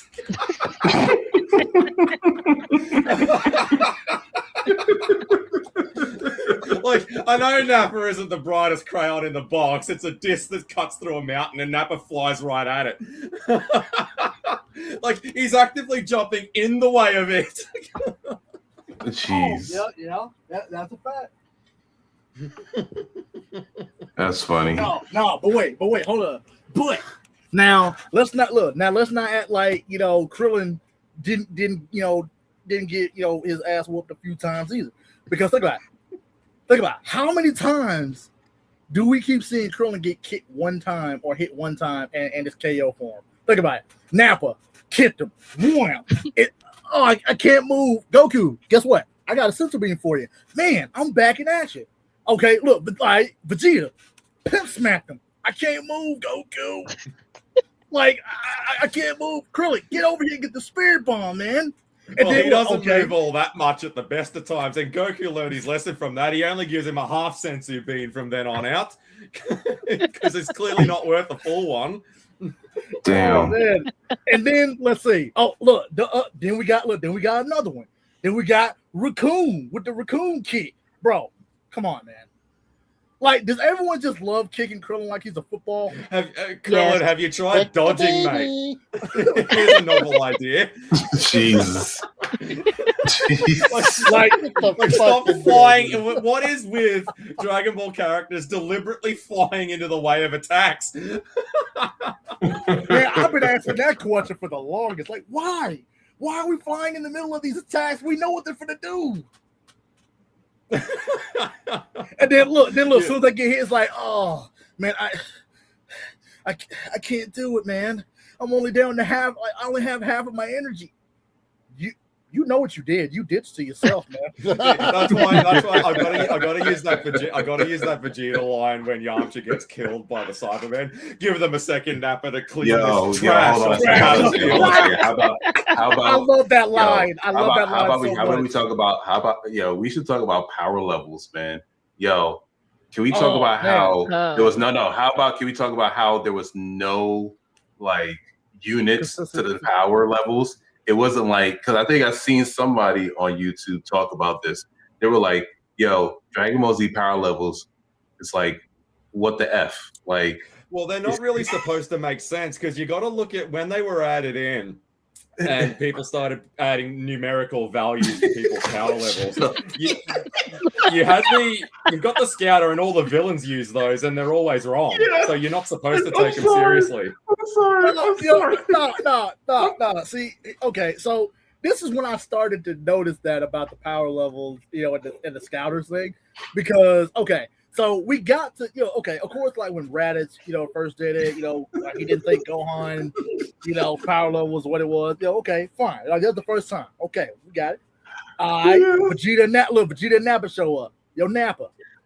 Bro, look, the Scout, look, they can hide their power levels, man. These Scouters are useless. Okay, I got you, Vegeta. All right, I'll give you that one.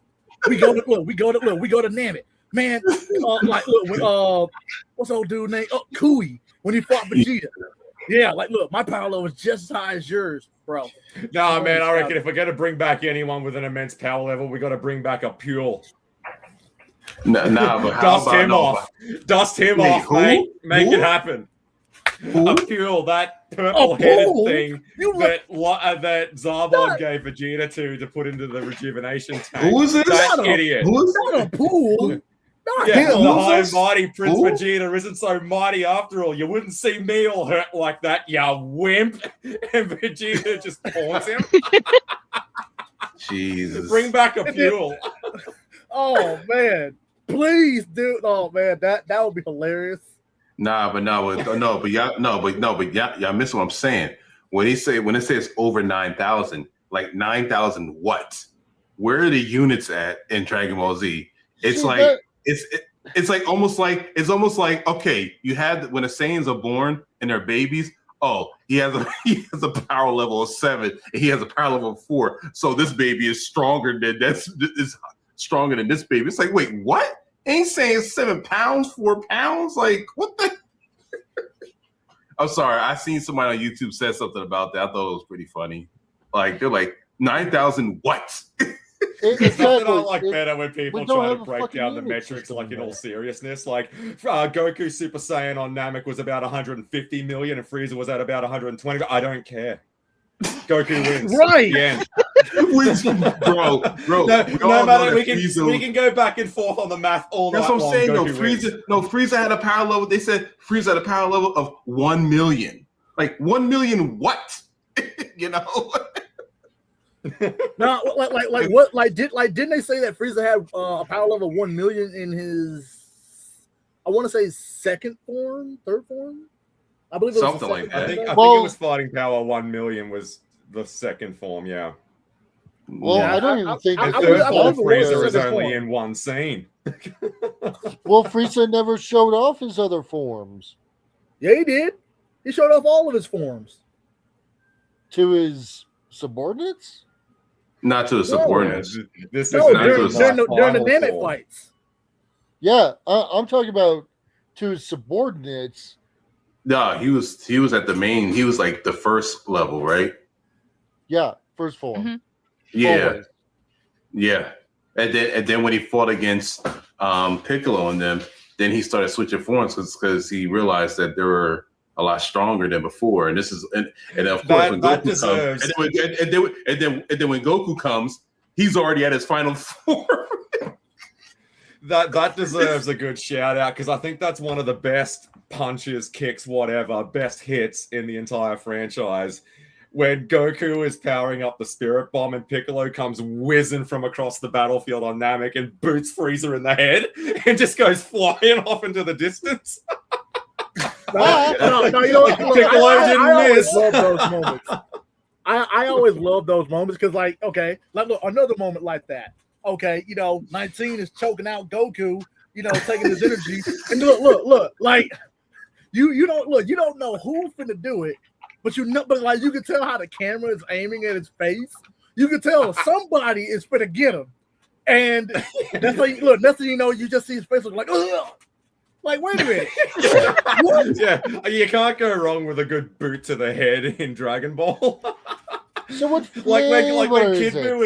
When Kid Buu was strangling Vegeta on the old Kai's planet, just boot him in the head. What are you doing? Vegeta was talking too much noise, man. He had to learn the lesson, man. Kid Buu. I love the way Kid Buu fights because, especially how much he disrespects Vegeta. Like, bro, I'm just look, bro. Like, look. The lanky arm was what had me. I mean, look, think about this. Oh, rip that right off. I mean, and then, look, the disrespect he did to Goku was funnier because, look, like Goku's powering up, Kid Buu just sleep. What the? And during the fight as a Super Saiyan 3, Kid Buu starts laughing at him. The effects of his attacks are losing potency with Kid Buu. Like his recovery is excelling the Super Saiyan 3 damage now. Oh yeah, I noticed that. I was like, wow, like this dude is healing pretty quick, than normal. But I didn't realize that that's what it was at the time. I was like, oh, wait a minute. Oh, he's picking up on it. I'm sorry, these comments are funny.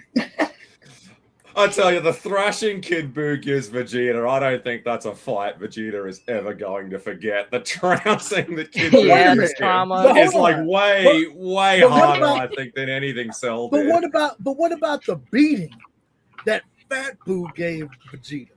What about the ground and pound beating? We can't forget that. Yeah, Vegeta, man, he had 7 shades of it flogged out of him in the Fat Buu fight.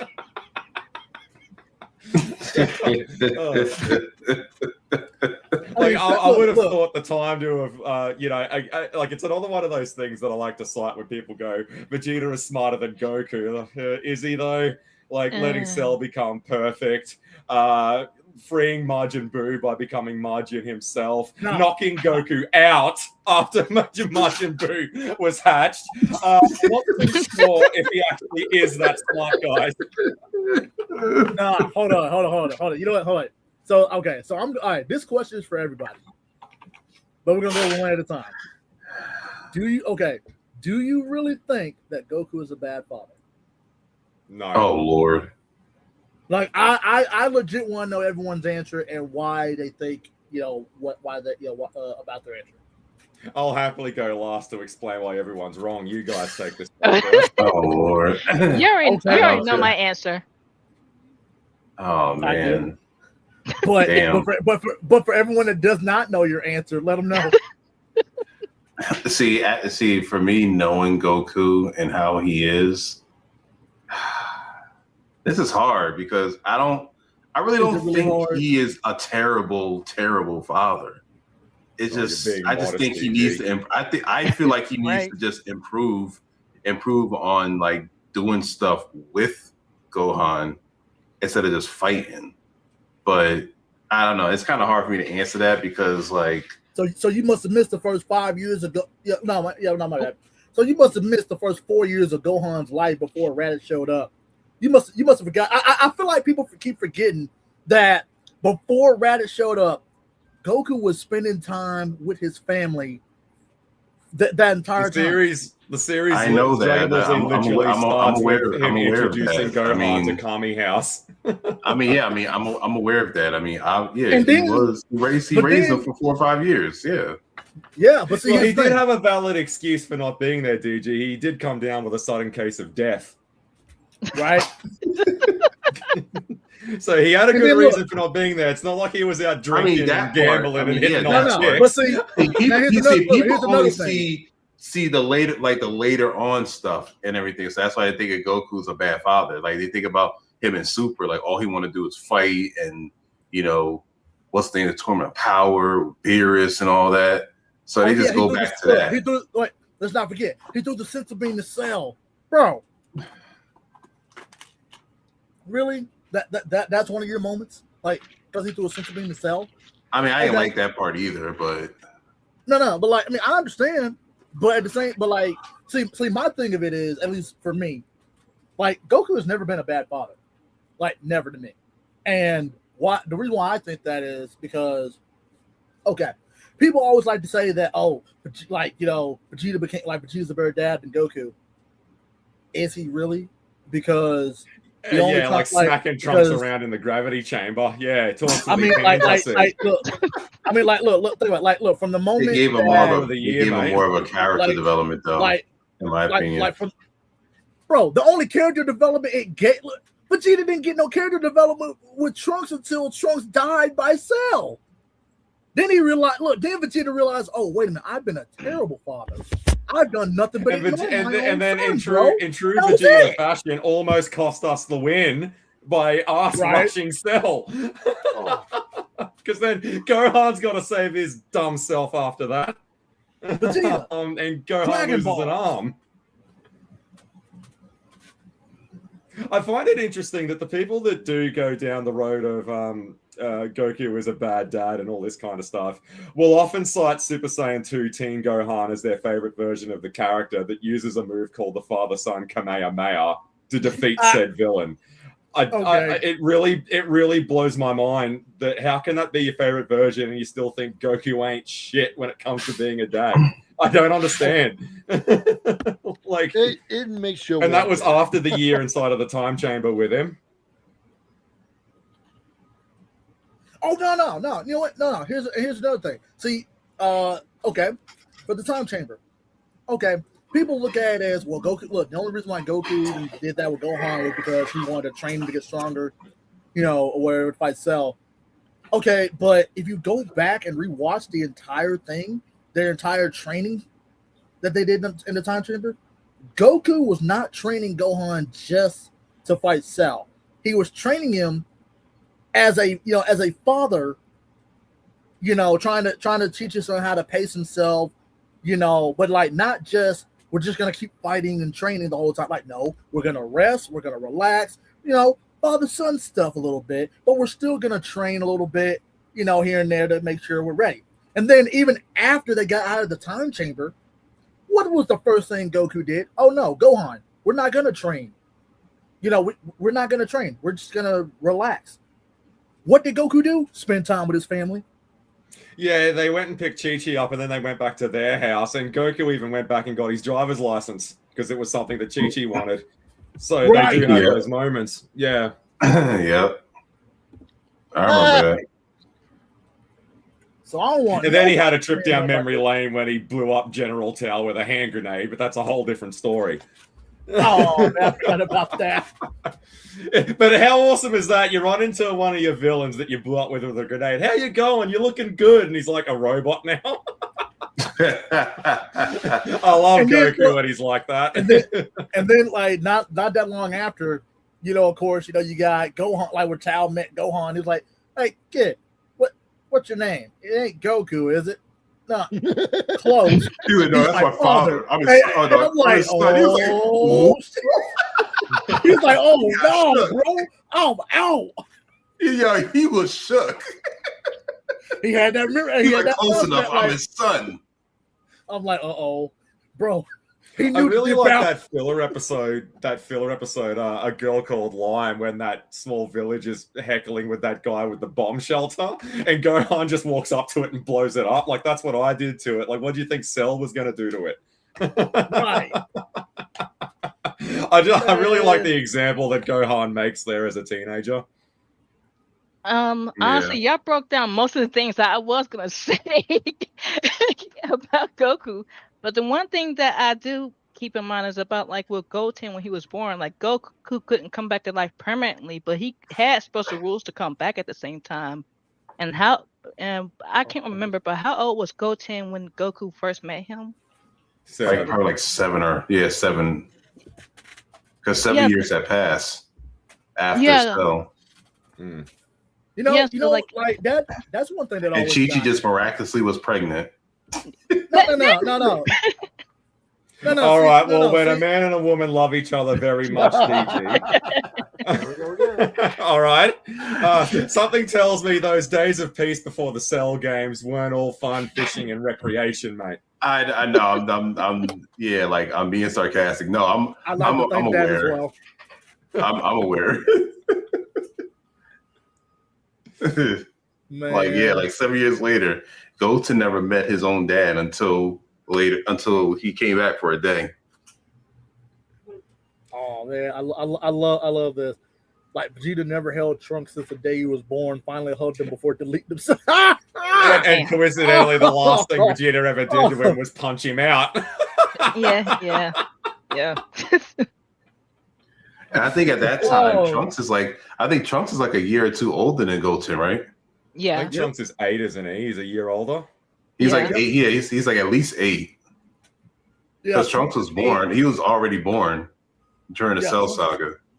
I don't think Goten gets anywhere near enough credit as he should. Doesn't, and I really feel bad for him for that. Especially after Super Buu kills Chi-Chi. At that point, Goku's back in the other world. He was all business. Goten is led to believe that Gohan is dead, so he's now the sole survivor of the Sun family at that point. So when they go inside the time chamber and Goten immediately starts training and Trunks is like, oh yeah, take a load off, don't worry about it. Well, it's easy for Trunks to say that. He's still got his mum. Goten's got no one. Goten wants to get to work and take that idiot down. Wait, hold on. This was in Z, right? Yeah, after Chi-Chi's killed by Super Buu. Man, that's right. When they all got changed, when they all got changed into chocolate or whatever. Oh, he turned Chi-Chi into an egg and stomped her. Oh, that's right. That's right. So Goten at that point is led to believe he's the last member of his family because he doesn't know Gohan is still alive. Right. Like and to be honest with you, like, okay, we know how like future like Kid Trunks, from when he was born to where he is in the Buu saga by that point. I liked it because he has a lot more of like he has a little bit of Bulma in him, but he's definitely got a little bit more of Vegeta side in him. And I feel like that Goten from when we first meet him to that point where Chi-Chi is killed by Super Buu, he has that kid Goku, side of like, the playful, like likes to fight playfully side. But that moment that he saw Chi-Chi get killed, I feel like that should have been more development for Goten, become a little bit more like Goku when he's serious. Mm-hmm. And I feel like they dropped the ball with that part. They did, because the Buu saga spins its wheels quite a lot, and you could tell that Akira wasn't too sure where he was going with it, because every new concept the Boo series introduces doesn't actually do anything. Like, you've got the fusions, and that does 2 types of fusions, and they do nothing. They're not the answer. Ultimate Gohan is not the answer. You know, you got Super Saiyan 3, that's not the answer. Margin Vegeta is not the answer. All these new ideas that it brings up and it integrates into the mythos of Dragon Ball, none of these things actually solve the problem that they've got. And that's when you can tell Dragon Ball, from Akira's point of view at least. I mean, I don't think the Boo saga really starts to hum very well until it comes down to just Goku and Vegeta. When you trim the fat and keep the meat, you get those 2 characters and they're doing their thing. Just before Kid Boo takes center stage is when it is easily the best part of the entire arc. He just couldn't really seem to make up his mind what he wanted to do. I think anyone watching the Boo saga would agree Gotenks was never going to solve that problem. Yeah. No. Like, you know, because as a matter of fact, like, you know, right now, because I've got my girlfriend into Dragon Ball Z, like the whole series at this point. Right now, where we are right where Cell just announced the Cell games. So that's how far she is into the series so far, and she is loving the heck out of it. But she's also like, she's seeing some of the moments that we're talking about, as far as, like, you know, Vegeta and Cell, Frieza, and all that, and she's just like, Vegeta, you dumbass. Like, she's an excellent judge of character. Like, and then, you know, then look, like, see, when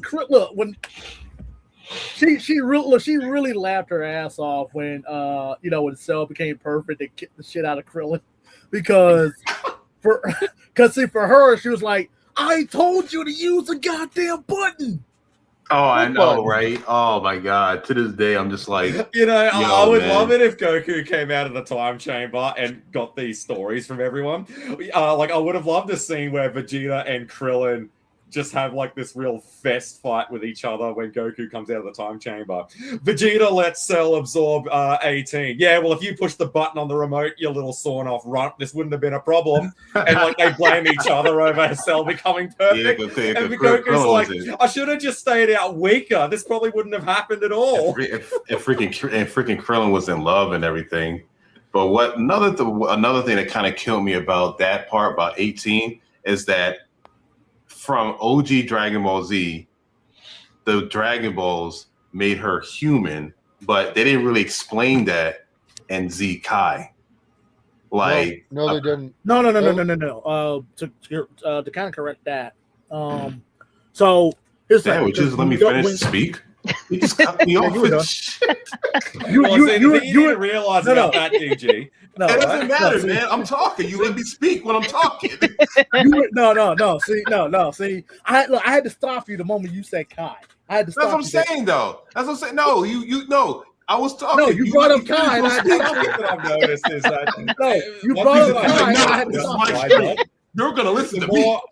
The more you dip into the Kai dub, you've got more questions than answers. Stop talking about Kai. It doesn't answer anything. It makes everything a bigger mess. Nah, but it was that was kind of confusing there. But go ahead, Rageverse. He's like, yeah, it's my stream, damn it. You better shut up and listen to me, bitch. Oh, okay, there's one thing I need to get out there real quick, right? And that is go ahead, everyone who cites the Great Saiyan Man as the turning point when Gohan became a bit of a pansy. No. No, it's not. The Saiyan Man is not when Gohan became a pansy. It was when he met Videl. That happened. Thank you. Wait, he turned into the biggest puss the second he met Videl, and we all know it's true. Oh Lord! Oh my God! Thank you. Someone said it. He softened up when he saw Videl. Yeah, his teeth. He's as harmless as a heel hound, mate. No, you know what? Like, okay. And he's like, "Yeah, I'll train and I'll help you guys with Boo and all of that. I just got to run it by the missus first." Get away from me.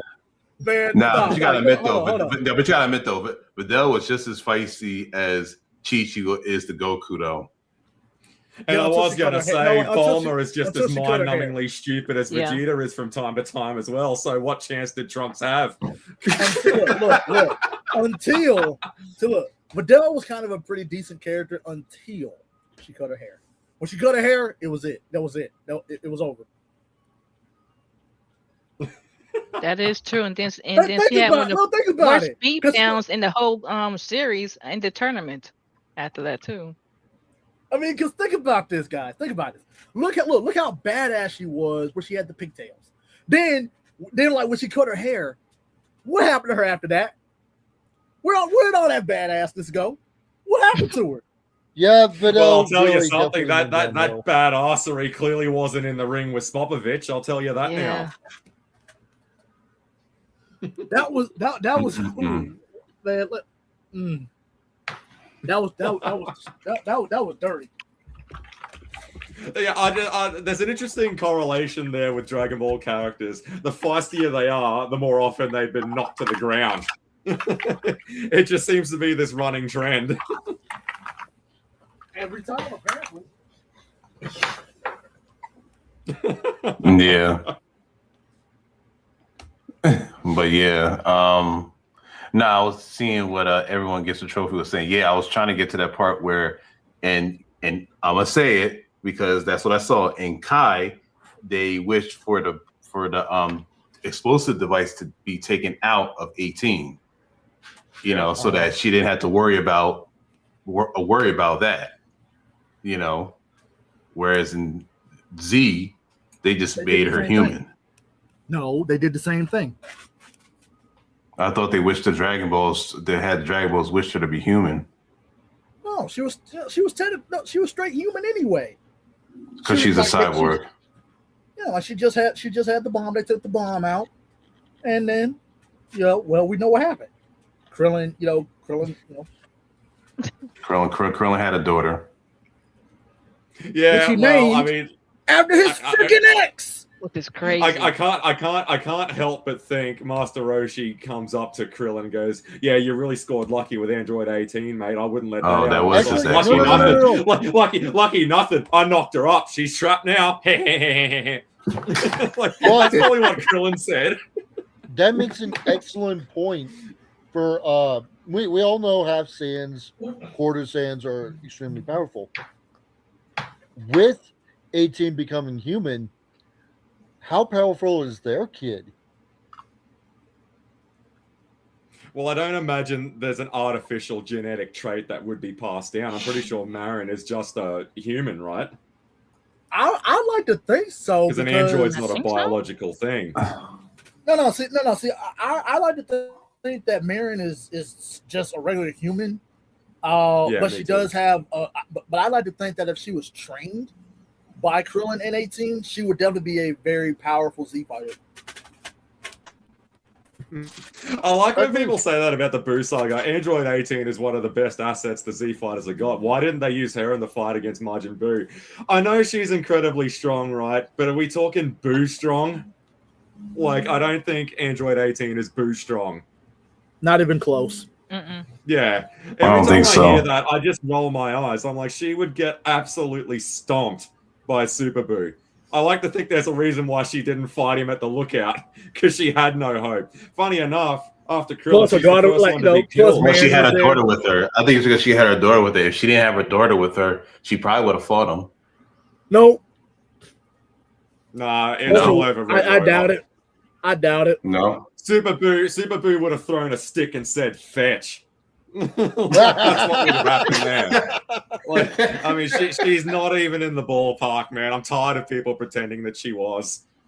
Man, and see, and that brings me to the whole, to the Super, because you got all these characters, like you got 18, Krillin, Gohan, Piccolo, Tien. You got all these characters for the Tournament of Power and all, bro. I don't care what type of training you give them just for the tournament.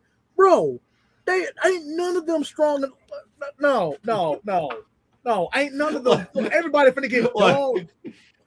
We're gonna have Tien on our roster and Chiatsu on our roster going into the Tournament of Power. Like, how about we just get Shenron up and let's resurrect a few people back to life? Like, can we have Pycon on our team? Man, bro, where's that man been at? I would have loved for that.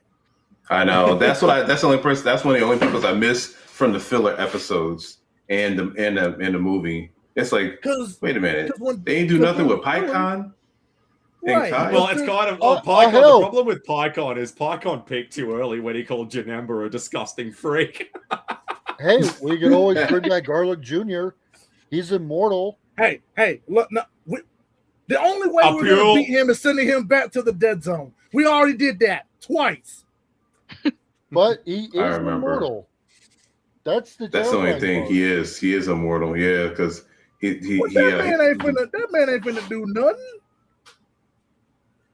He might be immortal, but that was his downfall to begin with. That's why we had to put his ass in the dead zone. You know, when I look at that roster, when I look at that lineup for the Tournament of Power, when I first saw it, I couldn't stop laughing at it, going, are people actually taking this serious? Like, I mean, for real now. I remember it too. I remember so many people were taking it serious. Like, man, Goku's ready. We already know, we already know Goku, Vegeta. Like I know Tien's a very disciplined man, but we now live in the world of things like Ultra Instinct. Like, the gap is just so ridiculously large now. No. He had just learned Ultra Instinct in Tournament of Power. The gap was destroyed long ago for Tien. It was destroyed long ago. And now, I will say this for Piccolo. Here's how he could have kept up, and I really think that it could have worked. So now we know that Piccolo, when he fused with Kami, he was stronger than a regular Super Saiyan. Okay, we got that. Then he trained in the hyperbolic time chamber for a year or so. Okay, he got stronger. That's cool. But while everybody after Cell, who was the only one that's living on the lookout? Piccolo. You had 7 years, bro. Bro, imagine how strong Piccolo would have been if he went into the time chamber. Like, he didn't have to go in every day, but he could have went in every now and again through the entire 7 years, right before Boo showed up. And I bet you if he had did that, Fat Boo would have been done.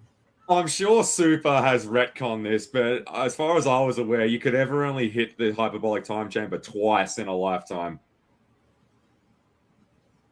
And then the end disappears. You can only use it twice. It was something that Piccolo made a mention of. I think I heard it. In Trunks, and Goku told him, because we can only use it twice. We're going to need that down the line. And Piccolo even taunts Vegeta over that, because Vegeta wanted to go in there for the whole 9 days before the tournament. But Piccolo gives him a bit of a reality check that even the chamber has limits and the entrance will disappear if you hit it more than twice. And then Vegeta was always screwing things up in the time chamber. Yeah, situation normal. But think about it. Everyone kept going in constantly. To a Yamcha. What about Yamcha? I love that. Yamcha's best moment was when he goes inside of Vegeta's gravity chamber and turns it on. Anything that idiot can take, I can take it too. Pancakes him. What have I done?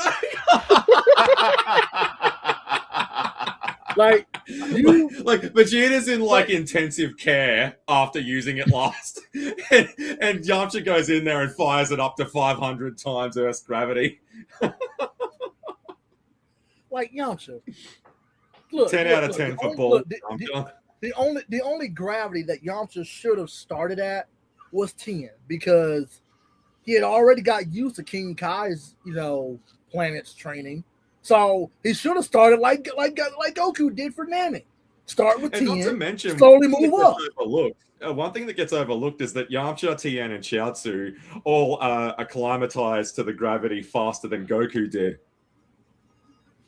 Oh yeah, they really did do that, didn't they? I did recall that. Longer to get used to it. They all beat him to that punch. King Kai made a mention of it in the Frieza saga, that they got used to the gravity faster than what Goku did, which is interesting.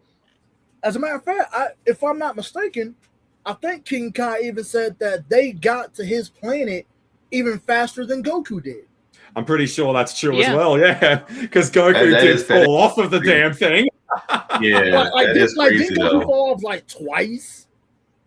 I think he fell off, and didn't he have to do it all from the start again? Wait, yeah. The first time he fell off, he went to L. He had to start all the way back over. Then the second time he got halfway, which was Princess Snake's place. Yeah, then it's Princess like, oh Snake, my god, like bro, get the going, Goku. What are we doing? So yeah, I'd be very, very worried if they didn't get there before Goku did.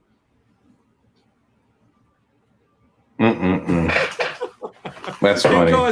But King Kai's a good sport like that. Like, what about when Vegeta was turned into a candy drop, and then King Kai turns to Yamcha and Krillin? We gotta send in the B team. He's gonna send those two. Oh no! See, I love that. Like, that's one of my favorite King Kai moments. It's like, you know, it's the fact that, hey, look, when the first ring fails, you got to send in the B team, and Krillin looking like, but this is, you know, this is not a game. This is life, and I lost that game not too long ago, bro. I was eating. Okay. What about? Okay. I always loved Yamcha walking out of the sauna. If this place had some pretty women here, I wouldn't even bother going back to life. Let Majin Buu have it. Yeah, oh man, I'm like, bro, like King Kai just looking at him like, bro, you for real right now? And not to mention, even Krillin brings that up. Back on Earth, you could never get Yamcha to train. Here he's a star. Like Yamcha can't stop fighting now that he's dead. And it's like, oh great, if we were back on Earth, you couldn't get him to train, but here he's a star. Like, bro. he's like besting Pycon in a fight. But no. Yamcha could not. No. It wasn't Pycon. It wasn't. It was Olivu, I'm pretty sure. Yep. That's who it was. Yeah. So I was like, oh, so you telling me Yamcha is strong enough to fight Olivu and beat him? Okay, Isn't that interesting? Like, I don't think, did the Wolfang Fist ever make an appearance in Z? I don't ever remember Yamcha using it in Z ever. No? I don't either. Isn't that interesting? That's a good question. Like, I don't even think the Spirit Ball, like, it rocks up in Tree of Might and some of the movies, but I don't think he ever used it in the series. So two Yamcha signature moves he never uses in Z. Isn't that weird? I think he used it during Namek. Fighting the Ginyu Force, I think. I could be wrong. Yeah, it's a pretty iconic move. It gets no airtime, for like almost 300 episodes, like almost. We never see Yamcha do that. It's just crazy to me that happens. I mean, Tien keeps up with all of his abilities. I'm pretty sure every Tien move from Dragon Ball that existed prior appeared at some point. You had the Destructo disc rock up and do its thing for a little bit, but Yamcha, for whatever the reason, never used any of his. Like, I don't. The hate for Yamcha is just real. I don't understand. I always like the pick me up that the pick me up that Oolong gives him after the android fight when the Cell Games gets announced. Yeah, I'm going to train up for this one. Just try not to get another hand through your stomach, Yamcha. Now you know that was a major disrespectful. Yeah, like, first in, first out. Are you serious right now? Like, God. I love how fast and loose they play with the restorative properties of a sensu bean. Like, it can't fix the heart virus, yet it totally restores Yamcha getting turned into Swiss cheese. And then, it's just weird how they play fast and loose with how it works. And then, like, if you actually lose an arm, apparently it can't heal the arm. It can only heal the injury it gave you. What? It's weird, Like how come it can't? How come it can't heal my arm? It can only heal the injury, but I'm on the brink. I'm literally on the brink of death with a hole in my chest, and I'm dying. It just brought me back to life, practically. And not to mention, it regrows the teeth that Spobovich knocked out of Videl as well. When she eats one, it grows her teeth back. I did not notice that. Me either. I was gonna say, as far as missing teeth go in Dragon Ball, Pui Pui wins this hands down. When Vegeta just stomps him in Bobbity ship, he's like missing all these teeth. I'm like, Vegeta, what did you do to this man? like you only got maybe what, like 2 hits off this man? Maybe 3? Like, look, I know you gave him a good gut check, made him lose his breakfast, lunch, and dinner. But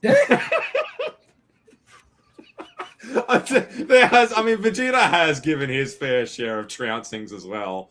I mean, he's probably received them more than not. Like, I remember when the mutant ugly form of Zarbon just grabs Vegeta and just headbutts him into next week. No, blood spraying out everywhere. No. Damn. Vegeta, what the blood?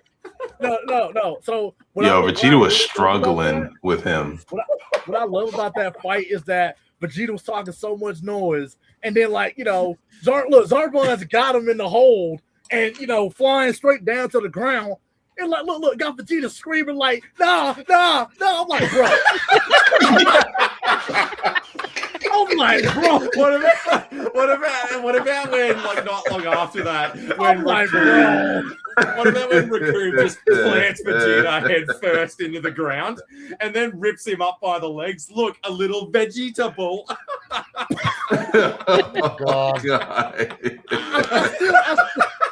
Oh, God. I still think Zarbon still did him a little bit worse. Got the man screaming like, nah. Like, bro, you were just talking those a few minutes ago now. Now wait a minute. You were just talking those a few seconds ago. Why this man got Zarbon. I get over that. Vegeta was talking so much stuff. And Zarbon was like, all right, I'm gonna get it. He's like, he flipped his hair back, was like, all right, here's my second form. Woof. That headbutt is like that headbutt is easily in the top 3 for me. Bro, the headbutt, it was ferocious, man. And then then he's going, he didn't punch him, he slapped him like he slapped a bitch. Like, biscuit on there. look. Vegeta's so hard that Vegeta literally, his face is sliding the ground like, I'm like, God dang. That man slapped the best out of you, bro. God. Your face is making you slide in the ground. Like that's what I'm talking about. I don't think that's a fight Vegeta is ever going to forget. No. Jesus Christ. The trouncing Zarbon gives him is like second to none. Now, see, what I love about the Frieza fight. What I love about the Final Form Frieza fight is not only did he make Vegeta cry. I'm like, bro, that man cry. But another thing I love about it is the fact that this man is holding him up by his tail like a punching bag, and all he's doing is giving him best shots. I'm like, bro, stop, man. Stop it, man. I know Vegeta got to be feeling that pain. The way you guys mentioned how he was so heavy, like. The way you mentioned about how Vegeta was sounding every time he got beat down by Zarbon, I remember that.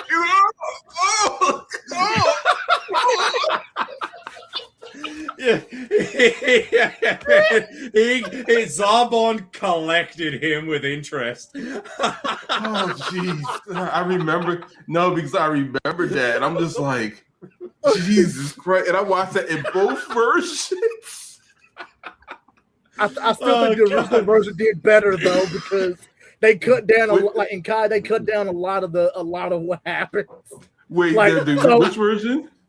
In Kai, they cut down some of the beating that Vegeta actually got.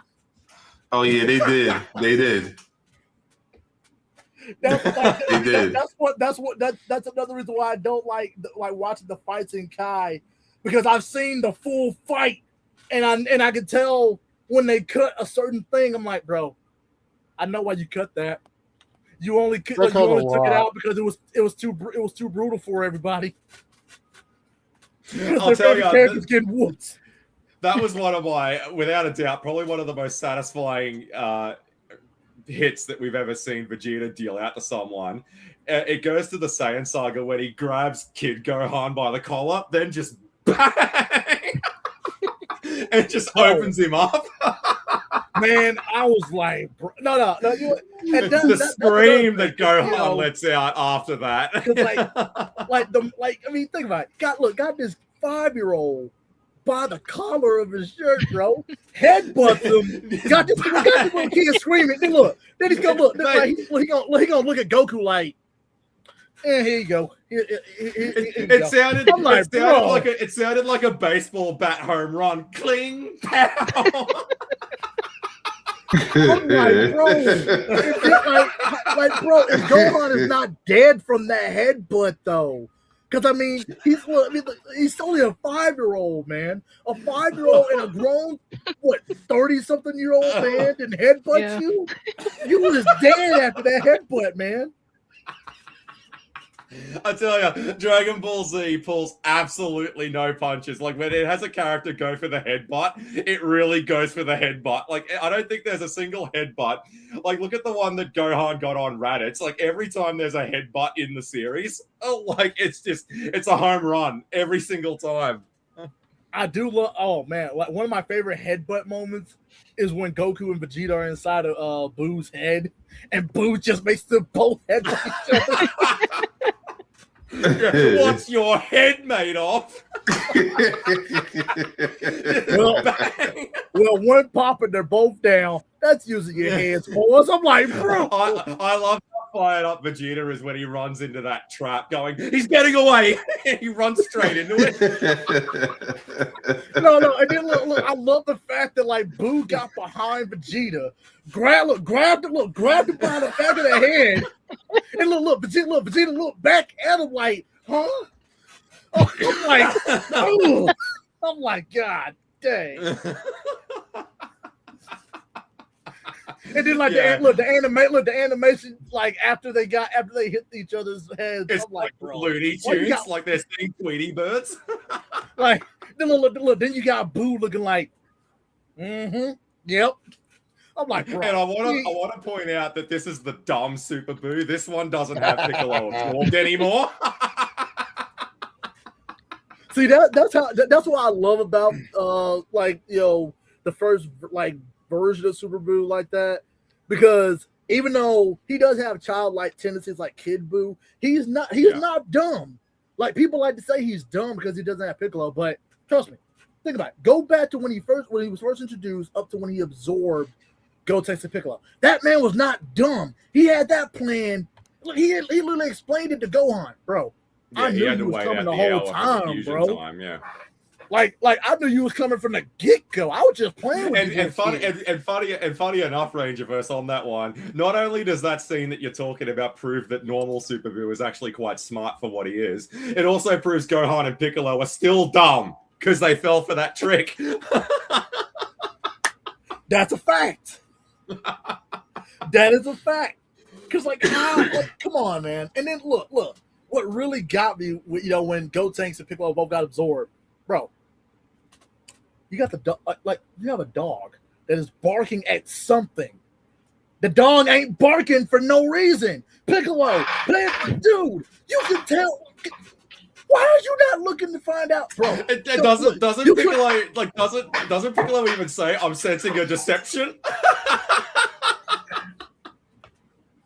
So you know what's going on. You know something's up. And you ain't gonna pay attention, bro? Really, Piccolo? What happened to you? What? Gohan just showed up, and all of a sudden you don't know what you're doing. You forgot how to strategize now. I think Piccolo needs to lose the turban. It's clearly cutting off circulation to his brain. No. You know what? Here's what I think happened. See, I think because because see, when you look at Piccolo and how he was with Gohan and everything like that, but then when you got Piccolo trying to get Goten and Trunks to be serious about their stuff, I can understand Piccolo's frustration because Chi-Chi and Bulma were in Piccolo's ear talking about, look, they're kids. Goku let Gohan take naps, bro. Chi-Chi, Bulma, fate of the world is at stake right now. Shut up, get out the way. Yeah, but I like when Piccolo actually tells that to Dende, when Dende asks him after Evil Boo absorbs the Fat Boo. Like, Piccolo, tell me the truth. Do we even have a chance anymore? The Fusion should put up a decent fight if they could fit it into their schedules at least. Man, see, that's why I think, like, because Piccolo, I do love Piccolo's dynamic with Gotenks for real, because I'm like, bro, like, because it really kind of got me thinking about, like, when Gohan first told Piccolo, like, hey, you're kind of like my big green uncle. And then I'm like, you know what? Throughout this entire time, I don't see it. I just he's kind of like, well, we're kind of like family a little bit. You're kind of part of the family a little bit. But then when we get to Goten and Trunks trying to get them being serious for the fusion, then it's like, I see what Gohan was talking about. I see it now. Look, I know we've gone hardcore on Vegeta talking a lot of smack and not being able to back it up. What about Gotenks' debut? We're not doing this as Super Saiyans. We'll bring Boo back dead, and then he comes back with his face caved in. He was stronger than I thought. Man, bro, Fat Boo gave that boy the worst beating. Yeah, I wouldn't really even call it a fight, because almost immediately Gotenks is on the receiving end. Like, it wasn't really a fight. Boo just absolutely trounced him. It's like what Piccolo was saying. Like, if he gets killed now, like, that's it then. It's all over Red Rover, right? Now, while Boo didn't actually kill Gotenks, he wasn't far off doing it. True. he wasn't. And then, then after that, you just got whooped in your normal form of fusion. You come back, not that maybe like a few hours to a day later, as a Super Saiyan. What makes you think you ain't finna get another beating when he come out that house? All you did was just transform into a Super Saiyan. That's it. And to go even further on that, when Super Boo goes inside of the time chamber, they fight him again normally. Like, what about when Trunks says, we'll let you know when the fighting has started, and then Gotenks starts punching him in the face, he's like not even reacting to it. You told me when it was okay to start fighting back. Like, Gotenks like can't hit Super Boo in any way that's meaningful. Like, you've tried this twice now, kid. Stop doing it. Like, even Piccolo's like, why the hell aren't they starting off as Super Saiyans? They've already done this. No, like, I love like when Gotenks is pulling out all those random moves, and then like he looks at Piccolo, and look, Piccolo's just got his hand over his face, like we're fucked, we're doomed. And then he's like, I need a couple of minutes. And he's gonna walk over to Piccolo's like, Piccolo, be honest, do you think there's an actual way I could beat this guy? Like, bro. You are you not paying attention, bro? No, but Piccolo is the real MVP of the whole time chamber battle, because when Boo escapes and kills everyone, I love the cutback before Gotenks turns into a Super Saiyan 3. And Piccolo asks him, what are you about to do? Just try and guess. Then Piccolo just brains him over the head. This is no time for your games. Wow. You can tell so Piccolo was getting a bit pissed off with the attitude. Man, you could tell Piccolo has been wanting to do that since Goten and Trunks first fused. Yeah. Like he was just waiting for the right opportunity. Like, bro, when I get the chance, well, your parents aren't here anymore. Bang. Yeah, I love that. Yeah, he really, that was one. So Piccolo does really sell that moment. I quite like that one. Yeah, the fusion. Yeah, just everything around the fusion dance though. Like the whole thing really does seem like a joke. Like, yeah, like even when you watch it, like when you first watched it years ago, when you're a lot younger, you just had that feeling about Gotenks, like this is going nowhere, and we know it's going nowhere. Like, you know, so when that moment hit for me, it really hit. Like, okay, so he had already got done getting beat by Fat Boo, came back as Super Saiyan, and then it's like separated. And then like they dipped out. I was like, you knew what was coming. You knew you was gonna get whooped then.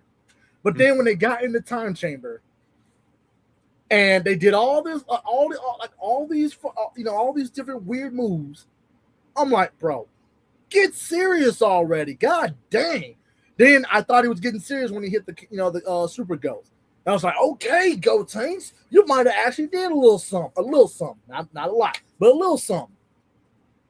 And correct me if I'm wrong, but I'm pretty sure Gotenks blows himself up with a Super Ghost, doesn't he? Yeah. Yep. I mean, bro, come on. Like, well, I will say this though. I am kind of glad that like if he touches his own Super Ghost, it blows him up too. I do like that, only because if Boo had to figured out that if Gotenks can touch, like if the user can't get hurt by that move, he would have kept using it against Vegito. Yeah. So I actually that is actually one of the moves I am actually glad that it does have like a backfire too. I'm actually surprised that Super Boo in that fight with Vegito didn't become like a meme weapon or a forum weapon or anything like that. After he turns Vegito into the candy, I beat you, fool! Where he gets all happy. Like, I'm amazed people did. Yes, I did it. Oh God! It was like he just goes like, I love it when the villains get happy. Yeah, you don't see that often. You really don't. You don't see that like that anymore. It's all like and to go on a little tangent about the villains and stuff. Villains these days are nothing compared to villains back in the day, because it's always like, oh, well, we got to understand and we got to sympathize with, like, what if we don't want to, like, what if we just like them just because they don't give a fuck? Well, that's why I think Frieza wins the popularity contest, because, like, you look at the other major villains, like, Boo is just Boo, Cell's doing what he's programmed to, Frieza was the only main villain who was a bastard for no other reason than he just chose to be. Like, he's already got money, he's already got power, he's already got status, he just wants more. There's not really a whole lot to him. Like, he's a bastard for no other reason than he can be. That's all his character development. He does it because he can. That's it. Yeah. That's the only reason. That's true. And see, that's why I feel like, modern Dragon Ball now, when it comes to like villains, like anytime a villain shows up, I'm like, okay, I already know the trope. I already know what they're finna do. They're finna make the villain be a villain for a quick second. We're gonna start feeling sorry for him, or we're supposed to feel sorry for him, and then it's like we're cool with them. Do you remember that bit? I want villains to go back to being like the fake villain that Piccolo was. Do you remember the bit in Dragon Ball GT when he's trapped in heaven, but he needs to get to hell to help Goku get back to Earth? And then he's talking to Yama. What if you made a mistake? Evil! Yes, evil! And he starts blowing up heaven. You fool! I'm the evil King Piccolo! Evil! Like, all right, Piccolo, if that's how you want it. I'm like, oh God. You fools! I want villains to be like fake evil Piccolo. Man, like they don't make villains like they used to, man. They really don't, and it's really sad.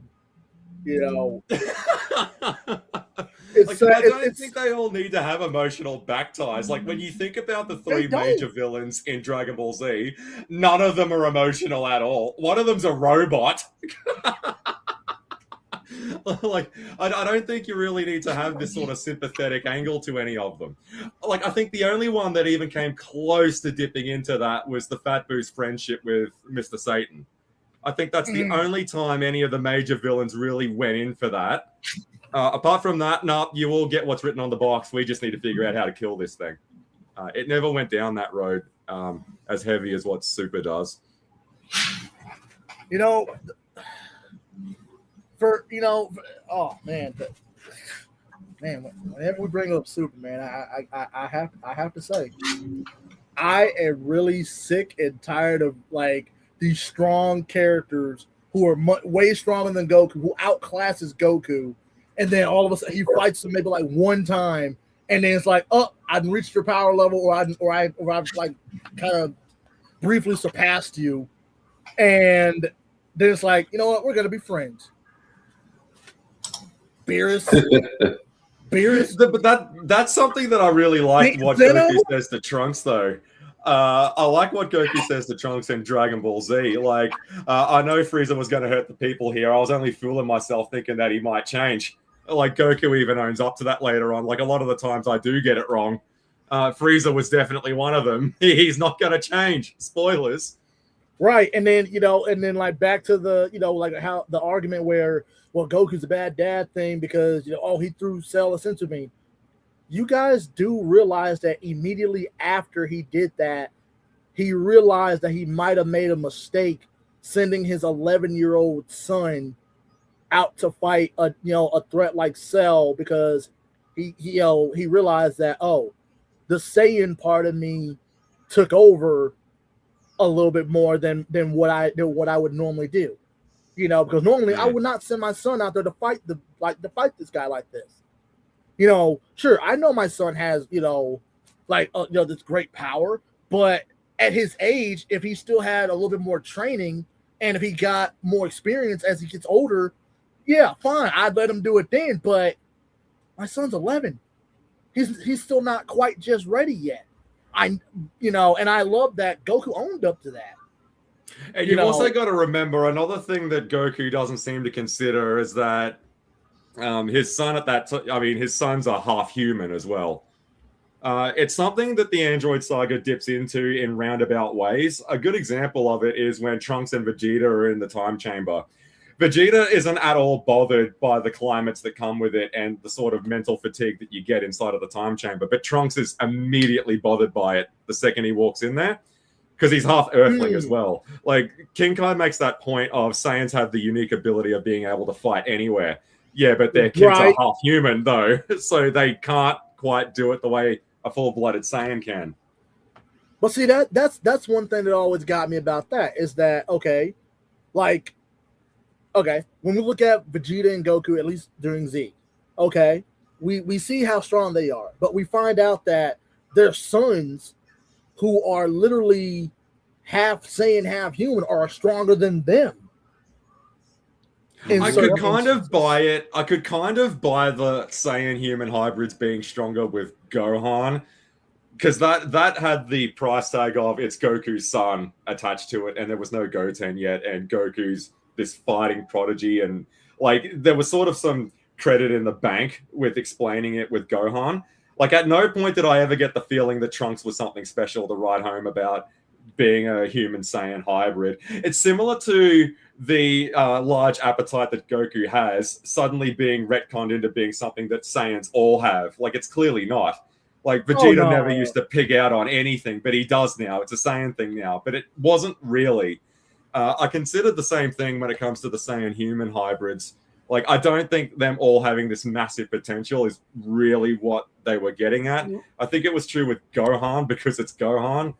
But everyone else, they sort of just applied it across the board. But I don't really agree that all of them are something special. Yeah, like, now, the one thing that I did feel that was a bit, like, was more, okay. So, we know that Goten and Trunks both can become Super Saiyans at their ages. Okay. Now, what I liked about, what I wish they had did, because it would have made both of them at least a little special, but in different ways, is that, like, the way they explained, like, the way they should have explained it, at least in my opinion, was that the reason why Goten was able to become a Super Saiyan at his age was because, he's kind of like, he has that talent that Gohan had, but not as much as Gohan did. But he still had a little bit, which made it easier for him to be able to become a Super Saiyan with the amount of training that he already possessed at that point. Trunks, on the other hand, I can see it where it's like, because Bulma did tell Gohan, like, hey, but Vegeta's been training Trunks since he could walk. So I could see that is where how Trunks would have gotten the ability to at least figure out he could become a Super Saiyan, but he keeps it from Vegeta until we see him do it, because that's why Vegeta's so shocked that he did it. Well, that's why I like Vegeta's line when Trunks transforms. Did I miss something? When was it that the transformation into the ultimate warrior of the Saiyan race was reduced to a child's plaything? Like, even he makes fun of that. Was funny. That was funny. Yeah. Like, can the youngest son of Kakarot also become a Super Saiyan? Yeah. Well, of course. It's a Super Saiyan bargain sale. Okay, Trunks, hold on. Dry your tears. But before you go to the park, answer me this. Who you have to tell me which is stronger, you or Kakarot's boy? I'm a little stronger just because I'm like 1 year older than him. But that's it. But like Goten can't fly yet. He can't fly. And he can't fly. No, like I love how nonchalant. Yeah. Only a bit. I love how like nonchalant Trunks was about saying that. Well, I'm only stronger than Goten just because I'm a year older, and plus he can't fly. I'm like, last time I checked, you couldn't fly either yet, buddy. I think it's just awesome. Like, what are you going to do about it? I'll just guess I'll go super. I know, that was funny. I was gonna use that to segue into another awesome Vegeta moment, but awesome for all the wrong reasons. When Gohan sees that Goten can transform into a Super Saiyan, and then he's like, how did this happen? And then he gets the story about Chi-Chi training him, and then he accidentally transforms and all of that. And then he's like, oh, well, I was like twice your age when I was strong enough for Dad to teach me how to do it. And then I remember seeing Dad transform for the first time. And Vegeta, what a story he was, trying to do it for the first time. And then I thought about how he's like 2 inches from dead on that asteroid. I don't care anymore. he has that crash out over it. He's like, man, Vegeta damn near killed himself trying to do that. I'm just like, Vegeta, what are we doing, man? What are we doing? Vegeta's account on getting this first Super Saiyan form is forever like comedy gold. That happening compared to how all the other ones got it. I just think it's so funny that his was like just blood, sweat, and absolute tears to get it. He had to go through it. And the funny thing about it is, by the time he gets it, the transformation itself was already sort of becoming less and less impressive because we've already seen 2 other Super Saiyans by that point. Like, if you think about it, always a day late before short. I can agree with that, because if you look at like what Goku did, it's like, oh shoot, wait a minute, and then Trunks shows up out of nowhere. We don't even know who he is at the time, but then he goes Super Saiyan. It's like, oh dang, and then by the time Vegeta does it, we're like, honestly, we don't really care by that point. We're just waiting for him to do it. Yeah, and not to mention, it's sort of the reason why I don't like the Rock the Dragon intro, because it spoils Vegeta getting the form in the intro. Vegeta transforms into a Super Saiyan in the Rock the Dragon intro. Damn, it does, doesn't it? Yeah, it spoils that. Yeah. So that's I've never really liked the Rock the Dragon intro, because it totally blows the lid off of that. It happened. Yeah, so when he finally rocks up and he does it, you don't sort of get like the wow factor of it when he finally does it. So it's a great moment when it actually does happen. It's just it's sort of been exposed in all the wrong ways before it had the chance to finally come out. So wait, hold on. So okay, so what is your number one worst arc in Dragon Ball Super? What's your number one worst arc? Like what is the one arc that pissed you off the worst? Like I didn't watch any of Super, so same. For the list that I did, you guys didn't watch Super? For me, the jumping off point, I skipped the first two sagas. I totally gave up on it with the Goku Black stuff. It was intriguing what was going on, but I couldn't. When Future Trunks became a thing again, I couldn't shake the feeling. Like I'm like, well, isn't this Future sort of dead and depressed and stonewalled as it is? Like, why even save it? Like, everyone's still dead. The Dragon Balls aren't there. Like, why are we going out of our way for the Future timeline? It just seemed really weird that we were doing that. And the guessing game about who Goku Black was interesting for a little bit, though I think the answer was very underwhelming, that it was another Zamasu. And when the Vegito episode rocked up was when I totally tapped out. The Potara thing was just a bridge too far for me. And I never bothered with it again since then. I haven't even seen the Tournament of Power. Man, because, okay, I'll be honest, because, so... Yeah, that's when everything changed. So for me, you know, like I said, I watched the movies. Then when I found out about, you know, the first two arcs of Super, I was like, you know what? I'm not watching that. I just want, like, if I want to watch, I'll just fast check and watch the movies. I'll wait till it's done. Okay. Then we got the whole Universe 6, fake Vegeta crap and all that. I was like, okay, there's something interesting, I guess. But it wasn't enough to really, you know, keep me there. And then when I heard, you know, then like we started seeing the whole, you know, Goku Black arc, you know, Future Trunks, I was like, oh, Trunks is coming back. I'm like, wait a minute, what happened to his future now? He just got, bro. Wait a minute. Last time we saw him, he saved the future. It was done. He got his happy ending. Why are you messing with him? Leave my boy alone. Exactly. You know, is that the well was already tapped. There is no reason to touch Future Trunks again. I agree. Yeah. Like that was completely wrapped up in its entirety. There was no that was fan wanking is all that was. Future Trunks back. They really kind of wasted the time bringing him back. I agreed that they did. And, you know, and then, you know, the whole stuff, I was like, well, I do not care because I do not care for this. I don't care. Like, you could have made. There's a lot of things you could have did with this. You know, you could have. And then, you know, after that, you know, like Future Trunks' timeline and universe got destroyed. I'm like, really?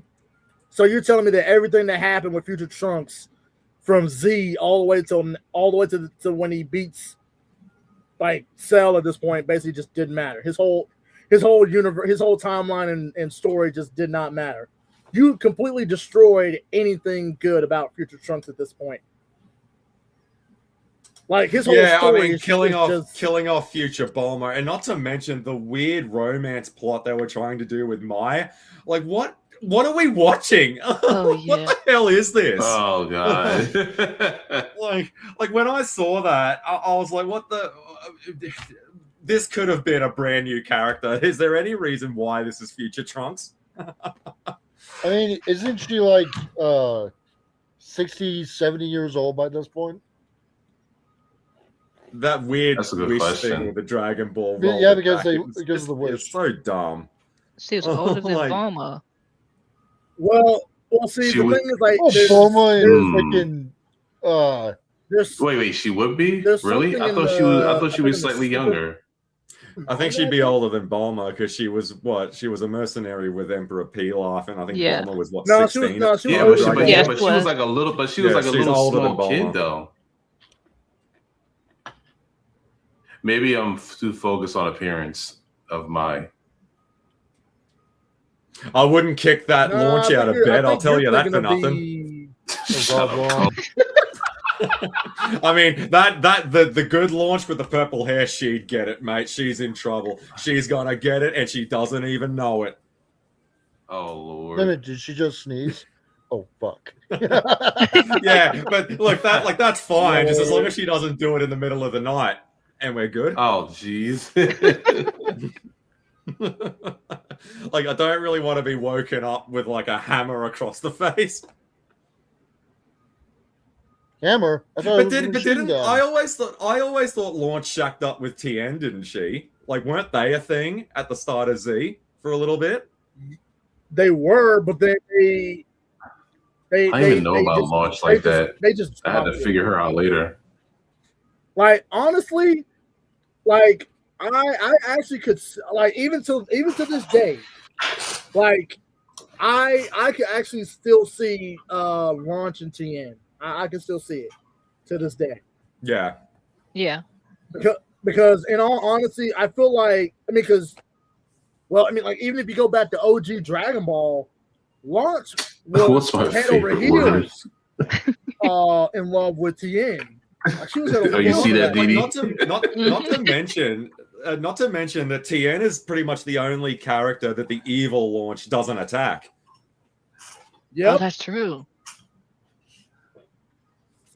Like, I'm pretty sure she's given it to Chiaotzu and just about everyone else when she sneezes, but Tien, even when she's evil and with the blonde hair and everything, like, she's never attacked Tien. I find that so interesting.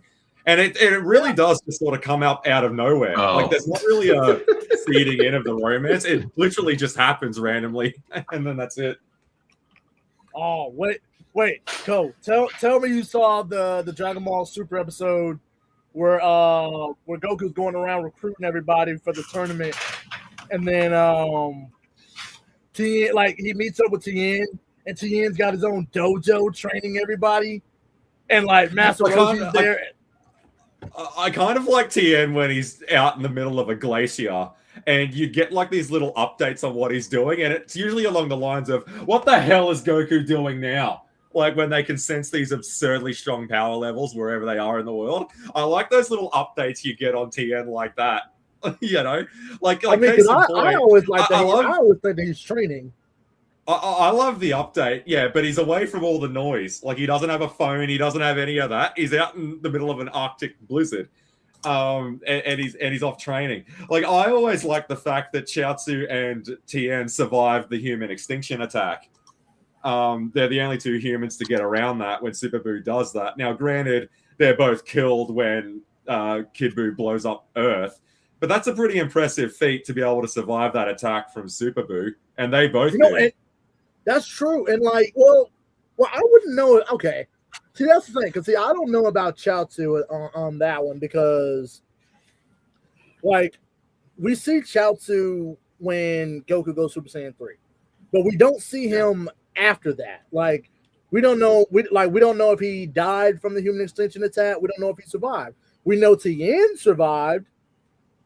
Well, you've also got to remember, Tien at that point was in the habit of not bringing Chiaotzu with him to fights anymore. Because I think after killing yourself to try and stop a Saiyan that did nothing to him was when Tien decided to not bring Chiaotzu anymore. So I'm fully convinced I'm going to go and see what's going on with Super Buu. You're staying here.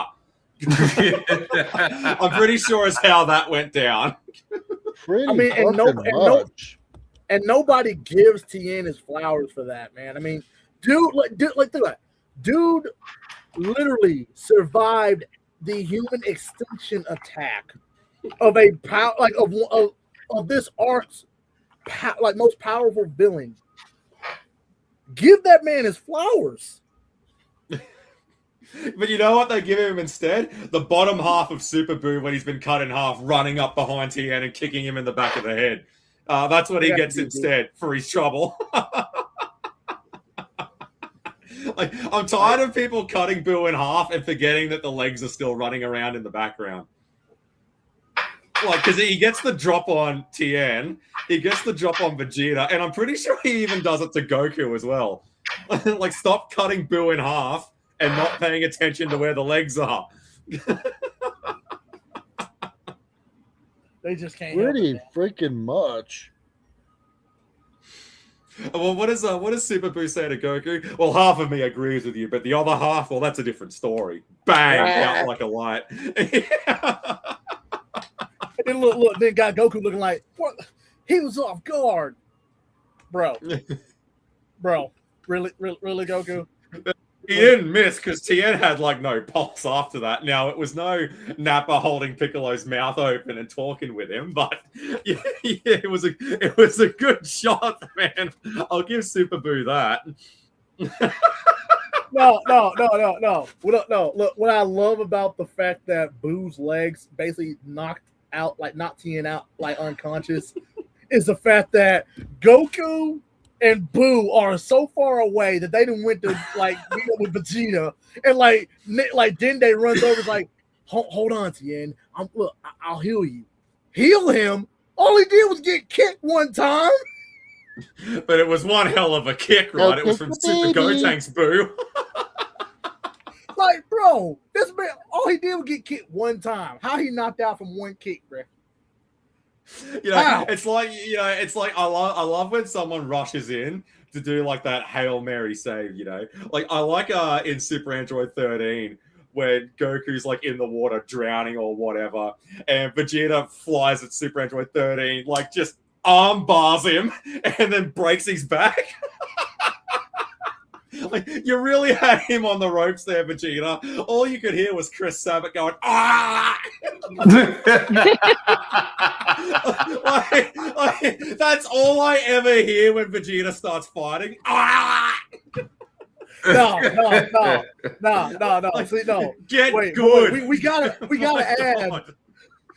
add two more moments. We gotta add the fact that when Vegeta finally got off his butt and was ready to fight Broly during the first Broly movie. Look, he's like, okay, I'm gonna punch him in the chin. Didn't do nothing. Yeah. Okay, I'm gonna blast him.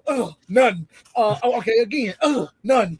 Then look, Trunks goes to show him like, Dad, like, bro, Broly's like, man, get your out the way. Because you're doing such a good job on your own, Vegeta. Like, it's up there with Super Android 13 again. Oh, I've got him, Kakarot. He's all mine. Dude, what the? Like, just smacks him. What the? No. And then just immediately swatted. Like the next scene with Broly, all Broly did was grab him by the mouth and just slam him into the walls. Like, what? You finished already? And Vegeta's like, ugh. I'm like, bro. That's why I love when Android 15 is just pound-towning Vegeta for most of that fight. Then Vegeta turns into a Super Saiyan. What does 15 do? He takes the swig out of the flask. Okay, let's dance.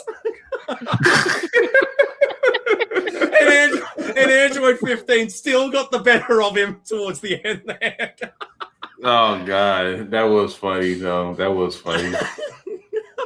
But wait. What about Metal? Like what? Yeah, what about Metal Cooler? Oh man, look! All it did was transform into a Super Saiyan, and then look, he just charges in. Bro, all Cooler did and was immediately, doesn't he drop the shoulder into the shin bone? Just again. Get good. He's more of a hindrance than a help. I love how Vegeta charges in at him, tries to kick him with the left foot. Man, look, Cooler just like, come here, bitch. He's like, ah! And then he gonna grab him by the mouth. And he's like, bruh, really? He gonna try to blast him. I'm like, bro, ain't you getting tired of getting grabbed by the mouth? And that's just how quickly that fight would be over. We all know it. Like, good God, bro, the fact that this man grabbed your foot and just slammed you to the ground had you screaming like, bro. And then look, Vegeta was shaking in his boots because when Cooler had him by the mouth, he was finna blast him right then, and Goku had a drop kick him. And not to mention, Vegeta was shaking in his boots like, yeah, I love the look on Vegeta's eyes. He's like, this is it. It's all over.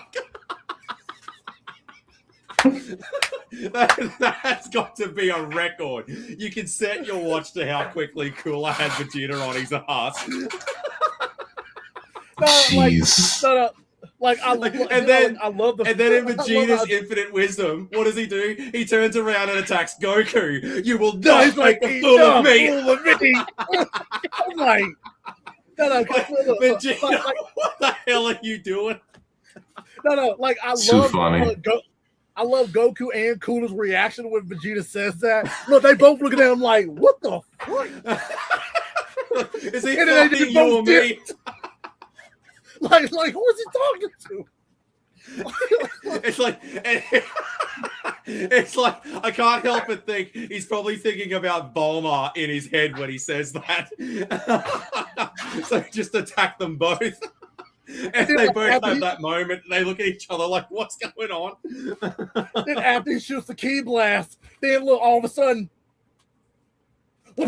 oh God, he got hit in the nuts. I was like, bro. Oh no, like ain't no way this dude hits you with the nuts, bro. Dang.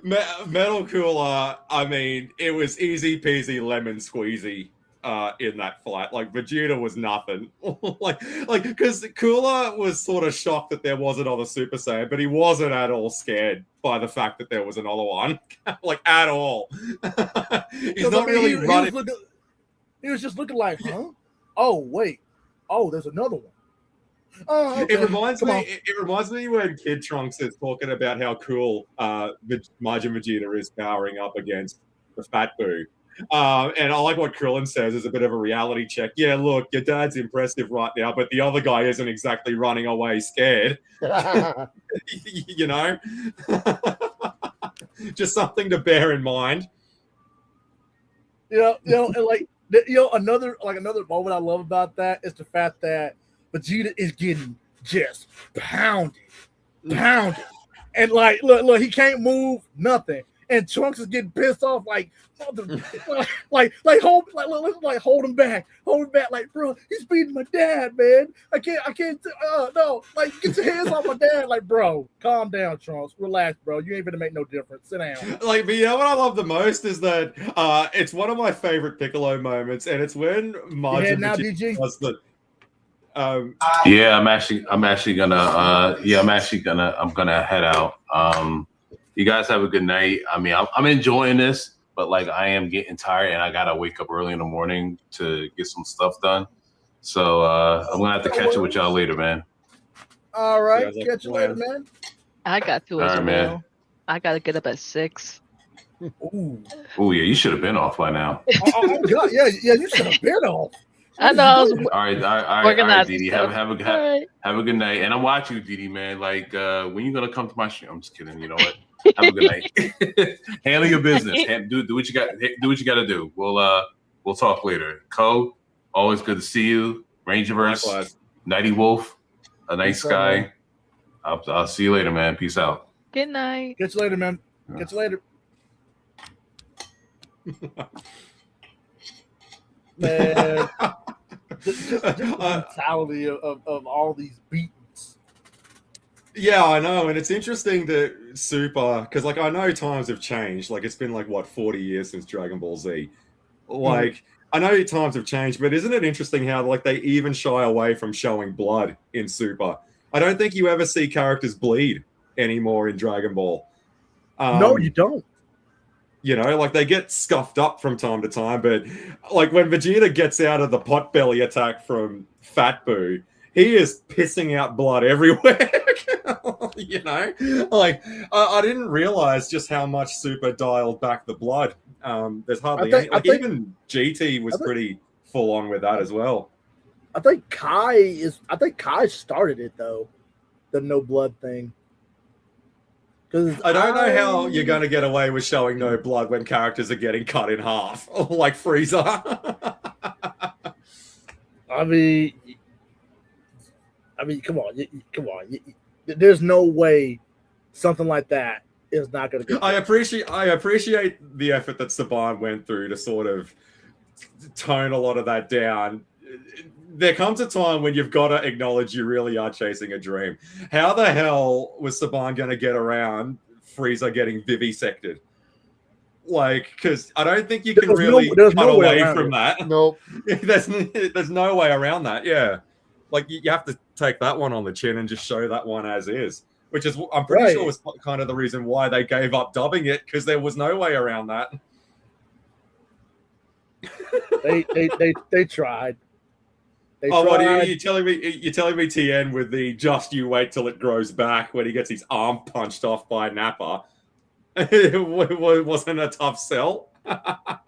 Man, that was no. That had me looking at Tien like, wait a minute. What you mean when it grows back? You got a regeneration technique I don't know about? I think the reason they did that is because we saw Piccolo grow an arm back when Raditz got killed. So I think they thought that they could sort of cheat it. If a character loses a limb, they could sort of explain it away that they could grow them back because Piccolo did it earlier. I think that was the thought process behind it. Like, again, makes absolutely no sense. I mean, Kai is something else, man. I never saw it, to be honest, because, like, again, I wasn't really too keen on going all the way through Dragon Ball again, just with a fresh coat of paint, you know, because, like, the broad strokes are all still there, though, you know, it's not like a whole new, completely different story the way people argue that it is. What I really they cut some stuff, but that's about it. Oh, man. No. You know what? Okay, check this out. So, if you go to just the first episode of Kai, like just the first few minutes of Kai, they actually show Bardock, the father of Goku, where Bardock, tries to blast Frieza and he dies. They actually show that. Then they kind of do a little slight montage of OG Dragon Ball, just briefly, brush over all that, just to get to the start of Z. I'm like, you do know there's a lot of stuff in that montage you still forgot to mention that happened in the OG Dragon Ball Ray. And like, it's kind of hard to condense Dragon Ball Z down. It really is. Like, people say that it's easy to sort of forego everything. We'll just cut out all the filler and all of that. Yeah, but there's a problem with doing that, and that is a lot of filler bleeds over into main series events. Yeah. Like, so, you can't sort of quite do that because, it doesn't loan itself to it the way people keep arguing that it does. I agree. I completely agree. And I mean that's all. I mean that's kind of like how the transformations thing goes. Like because when sure, Akira Toriyama's no longer with us anymore and stuff. So and it kind of makes you wonder like how much longer can Dragon Ball really keep going when you really think about it. I'm sure. Well, I think it's proven that it doesn't quite have the longevity the way fans think that it does. And I think one of the tells about that pretty much is Dragon Ball Super, because there was like a good 15 or so years since we had GT dubbed for us when that aired on things like Toonami and all of that. A lot of those kids that were watching this after school are a lot older now. And it was something that was brought up when DG made a mention earlier, how he's like, yeah, I really try to stick with Super and all of that. I think a lot of fans are doing that at the moment. They're sort of sticking with Super out of habit rather than genuinely excited about where the story goes. And and when your viewer base is like that, they're doing it habitually, it's game over. I don't think it's going to hang around for too much longer. When you put it in that perspective, it's kind of like how a lot of people now, at least from what I hear about, some arguments I've heard about Naruto and all these other type of animes that we used to watch back in the day. Like, oh, you only say that it's the best because of nostalgia. Well, what do you think you're doing with Super? What do you think you're doing with if I was some anime? Spoiler alert! If I was 15 years younger, I would be eating Super up, but I'm not. Right? The thing that sticks out with it is that the character of Goku and all of this sort of stuff, the contributions that these characters can make to my life have well and truly been over for a long time now. Because you can have the fancy new transformations, you can have the new villains and the new Dragon Balls and all this kind of stuff. It really is just more of the same, and it's all going to boil down to Goku wins, right? Like, it really is more of the same. Like, I'm not really interested in more of the same. Yeah, and I mean, and that's kind of what I'm seeing in a lot, like with a lot of different movies and shows now, where it's like, you got the fans saying like, well, we don't want more of the same, and then it's like, well, when they change, certain things or just a slight thing, then you want to gripe about it. Well, didn't you just say you didn't want the same thing? Well, we just gave you something that was a little different. Why are you complaining about it being different? It's what I find quite fascinating about the people who are critical of Dragon Ball Super when they couldn't stand GT. Like, GT is quite the departure from what Z is. Like, it's an all new direction, it's all new characters, it's an all new take, it's an all new universe, which is what fans say they want, and none of them like it. And the only reason it's getting its due now is because there's something else that's official that you can compare it to, which is why I think people turn to GT now and say, you know what, GT wasn't too bad. Well, of course it's not too bad, because Super sucks, and you've got something to compare it to now. Like, and that's why I think the Star Wars analogy really works, because I've had this belief for a long time about the old Star Wars extended universe. No one gave a toss about the old EU until the Disney canon became something you could compare it to. I mean, it had a few people that dipped in and out of it from time to time, but it didn't have this massive following that everyone seems to think that it has until after Disney came along and tried their hand at it. And the exact same thing is happening to Dragon Ball in that regard, in a lot of the very same ways. GT's only getting its due now because something else exists that you can compare it to. Like Ty, what do you think? It's hard to say. I think with the fall of GT, the way the fans perceived it,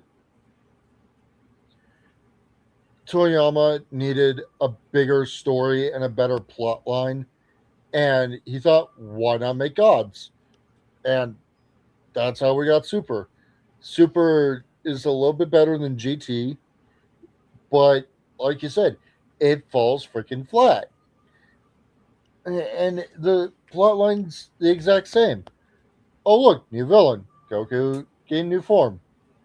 Or Vegeta new form. Here we go. And the same formula, it gets old quick. Yeah, there's only so much you can do. I mean, from my perspective, like going, I'll use the Star Wars analogy, like you did, Co. Like, when you look at Dragon Ball Z, like, at least like from the time, like when we went, like, I'm sure, Z was already out even before, we saw it, it came out, and everything like that, like in Japan. So it had its own thing. So it's kind of like how the original Star Wars trilogy was out during, during the 70s and 80s. And then like years later, like the new generation before the prequels, we were still able to watch the original trilogy. But it was, just to give us, to watch Star Wars before the prequels. So that's kind of like, at least to me, that's how Z did it, because it had already been there for years, and then we started watching it around that time the prequels were coming out and stuff.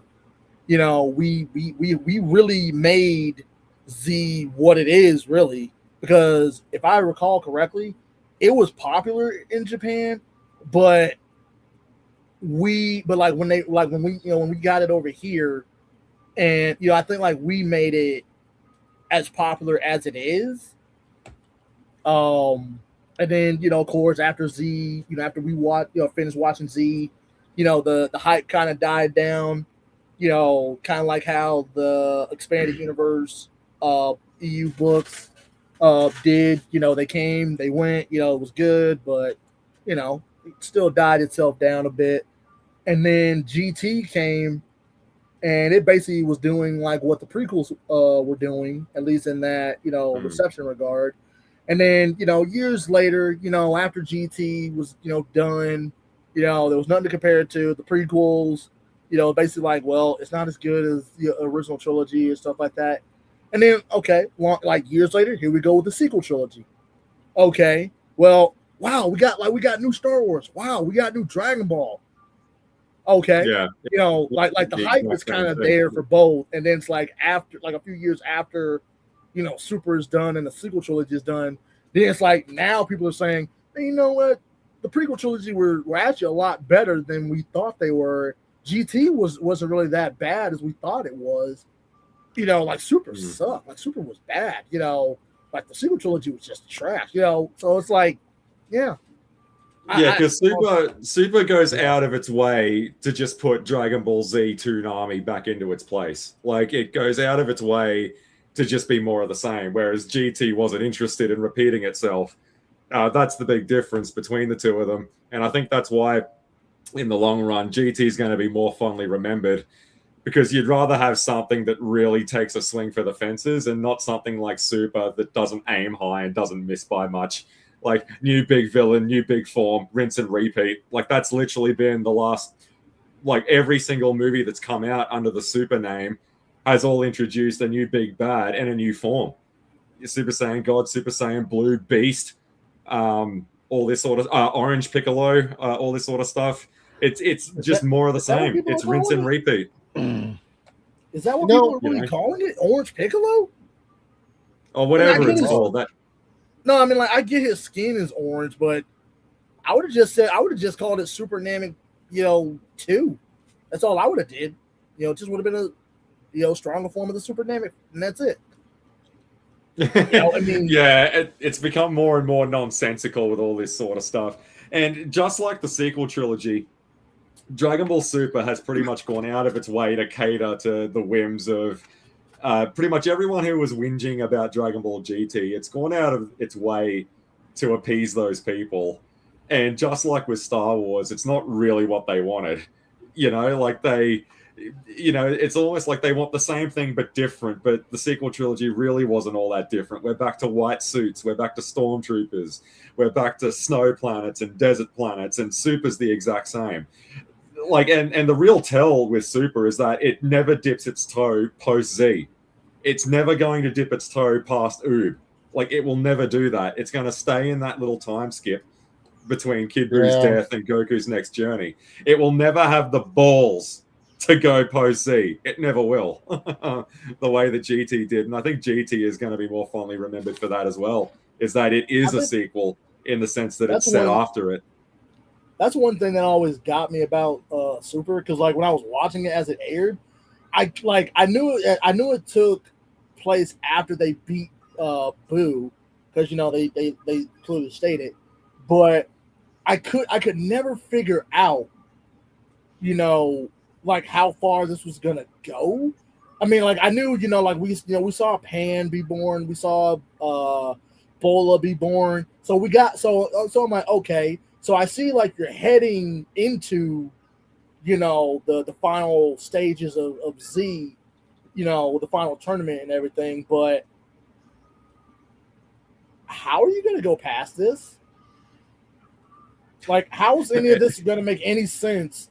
And the answer is they won't. That's why. Because not to mention, in like another 20 years, who's going to know who's going to have the rights to Dragon Ball at that point? And then the next series that they do, they can just pull that card out of the hat. Well, now here's the real sequel you've been waiting for, So like I was saying earlier, Dragon Ball AF was supposed to be the next big series, and that got confirmed for like a year and a half, and then it fell off the grid. Like, poof, gone. Is it still even a thing? No, not really. I think After Future is, like you said, a fan-made creation. Yeah, and just on that real quick, from what I gather, this Toyotaro what made his name doing Dragon Ball fan fictions, and now he's pretty much the steward of where Dragon Ball goes now. Well, that explains a lot, because that's why a lot of dumb, silly fan fiction theories are finding its way into actual Dragon Ball official media now.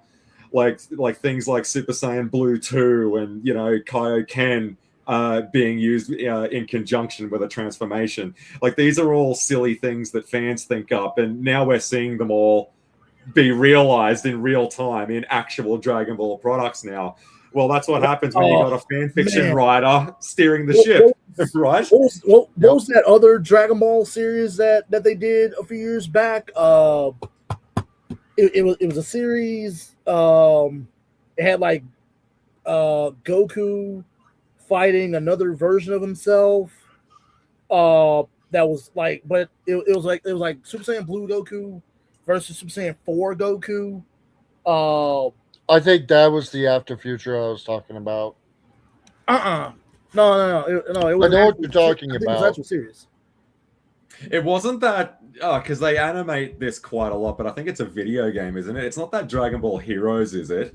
That is full of the most mind-numbingly stupid things I've ever seen. That might be what it was. Like Cooler rocks up, and then he's like, well, because my brother can do it, and then he transforms into Golden Cooler. What the hell? Yep. Right. That's what it was. And I'm like, wait a minute. How does this fit into the series? It doesn't. Heroes goes out of its way to make as little sense as possible. I think that's the whole idea of it. It's like Transformers universe, like just anything from any point in time, for whatever the reason, can happen in Heroes. It's just, and this is what happens as well with anything that's been around for that long. Like Dragon Ball's existed for like 40-something years in Japan, so naturally, people that were kids when it was just a manga back in the day, with a teenage Bulma and all of that, are now in positions of power to dictate where the story goes. So again, that's another reason why you've got a lot of silly fan fiction theories being made into actual Dragon Ball now. It's the reason why like Bardock is a lot more like Jor-El these days, because we've always had that sort of Clark Kent Goku comparison, at least as far as the initial dub went. When we got Dragon Ball Z for the first time, but Super seems to just acknowledge that and sort of double down on it. Well, only a fan would think like that, not a writer. I'll be honest, because like when you say that about Bardock, I actually I didn't get that from Bardock the Father of Goku, but because not in that, but in the Super take, definitely it shows in that. Like he stopped just short of saying, "To Earth we give our only son." Oh well, there is Raditz, but who gives a shit about him? We give our only son to planet Earth.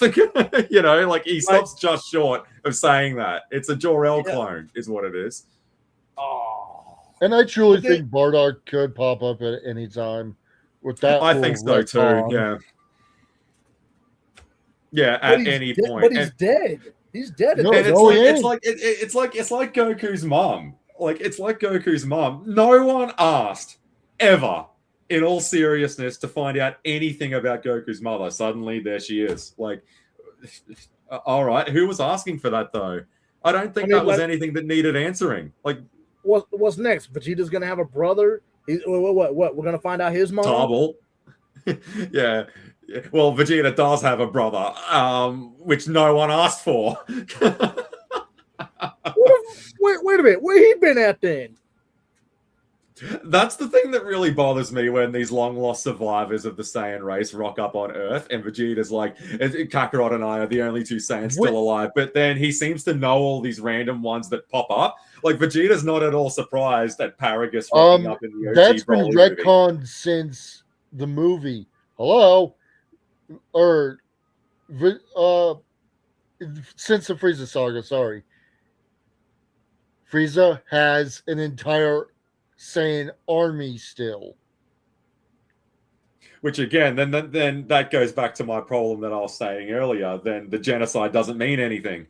Like the genocide has to mean something, though. Like it's sort of the catalyst of why everything happens. That's true. I mean, and that's one thing about like watching the Broly movie, for example. Not even the Broly movie. I'll go back to like Resurrection of Resurrection F. Like, bro, like Frieza. Okay, you're brought back to life, and you're telling me that you still have a entire like all these guys who were in your army when you were alive back during like the Z era and stuff. They're still they're still trying to bring you back and serve you, bro. How long have you been gone and they still want to, bro? All of y'all should have been gone by now. I'll do you one better on that, and it's the defense that I keep hearing for Super. Because Super all takes place over this 10 years after Kid Buu's defeat and before Goku leaves with Oob, so GT could still happen. In all seriousness now, in your heart of hearts, are you ever going to be able to sit through GT and believe that all of Super happened in the interim? Hell no. Who's defeat? No, exactly. That is way too big of a sell. That is way too big of a sell. See, I can understand if because Super Saiyan 4 is supposed to be super ridiculous. So it's supposed to be the strongest form of a Super Saiyan. So why not have God and Ultra Instinct and God and whatever Vegeta has meld together to make Super Saiyan 4? One thing was definitely like a confirmed fact, and that was whenever Super was going to dip into what an actual Super Saiyan 4 is in their universe, it is not going to be as cool as the one in GT. That was an absolute fact. We all knew that. Whenever they finally got around and bit the bullet and actually incorporated Super Saiyan 4 in any way, I think everyone knew it was going to be underwhelming, like whatever form it took. And all it proved was if Goku had Super Saiyan 4 while still having the orange turtle hermit outfit, it would have been an eyesore. I'm glad that he's wearing yellow pants in GT because that form looks atrocious with orange pants. Oh man, and a lot of people, now I've had a few debates here and there, with like even with one of my coworkers, at work, like now don't get me wrong, he's kind of more of the super guy, yeah, and I get it, but I mean he but thing is he didn't watch like Z like we did. He watched, like he was around when Kai was coming out at the time. He only went back and watched the Z version that we grew up with, and he's like, I see why everyone says Kai is better. I'm like, how? Because the fights are too freaking long, man. I ain't got time. I ain't got time for this. Besides, the fights. Imagine one of your biggest criticisms about Dragon Ball Z is the fights are too long. Like you're watching Dragon Ball, right? You're not watching, you're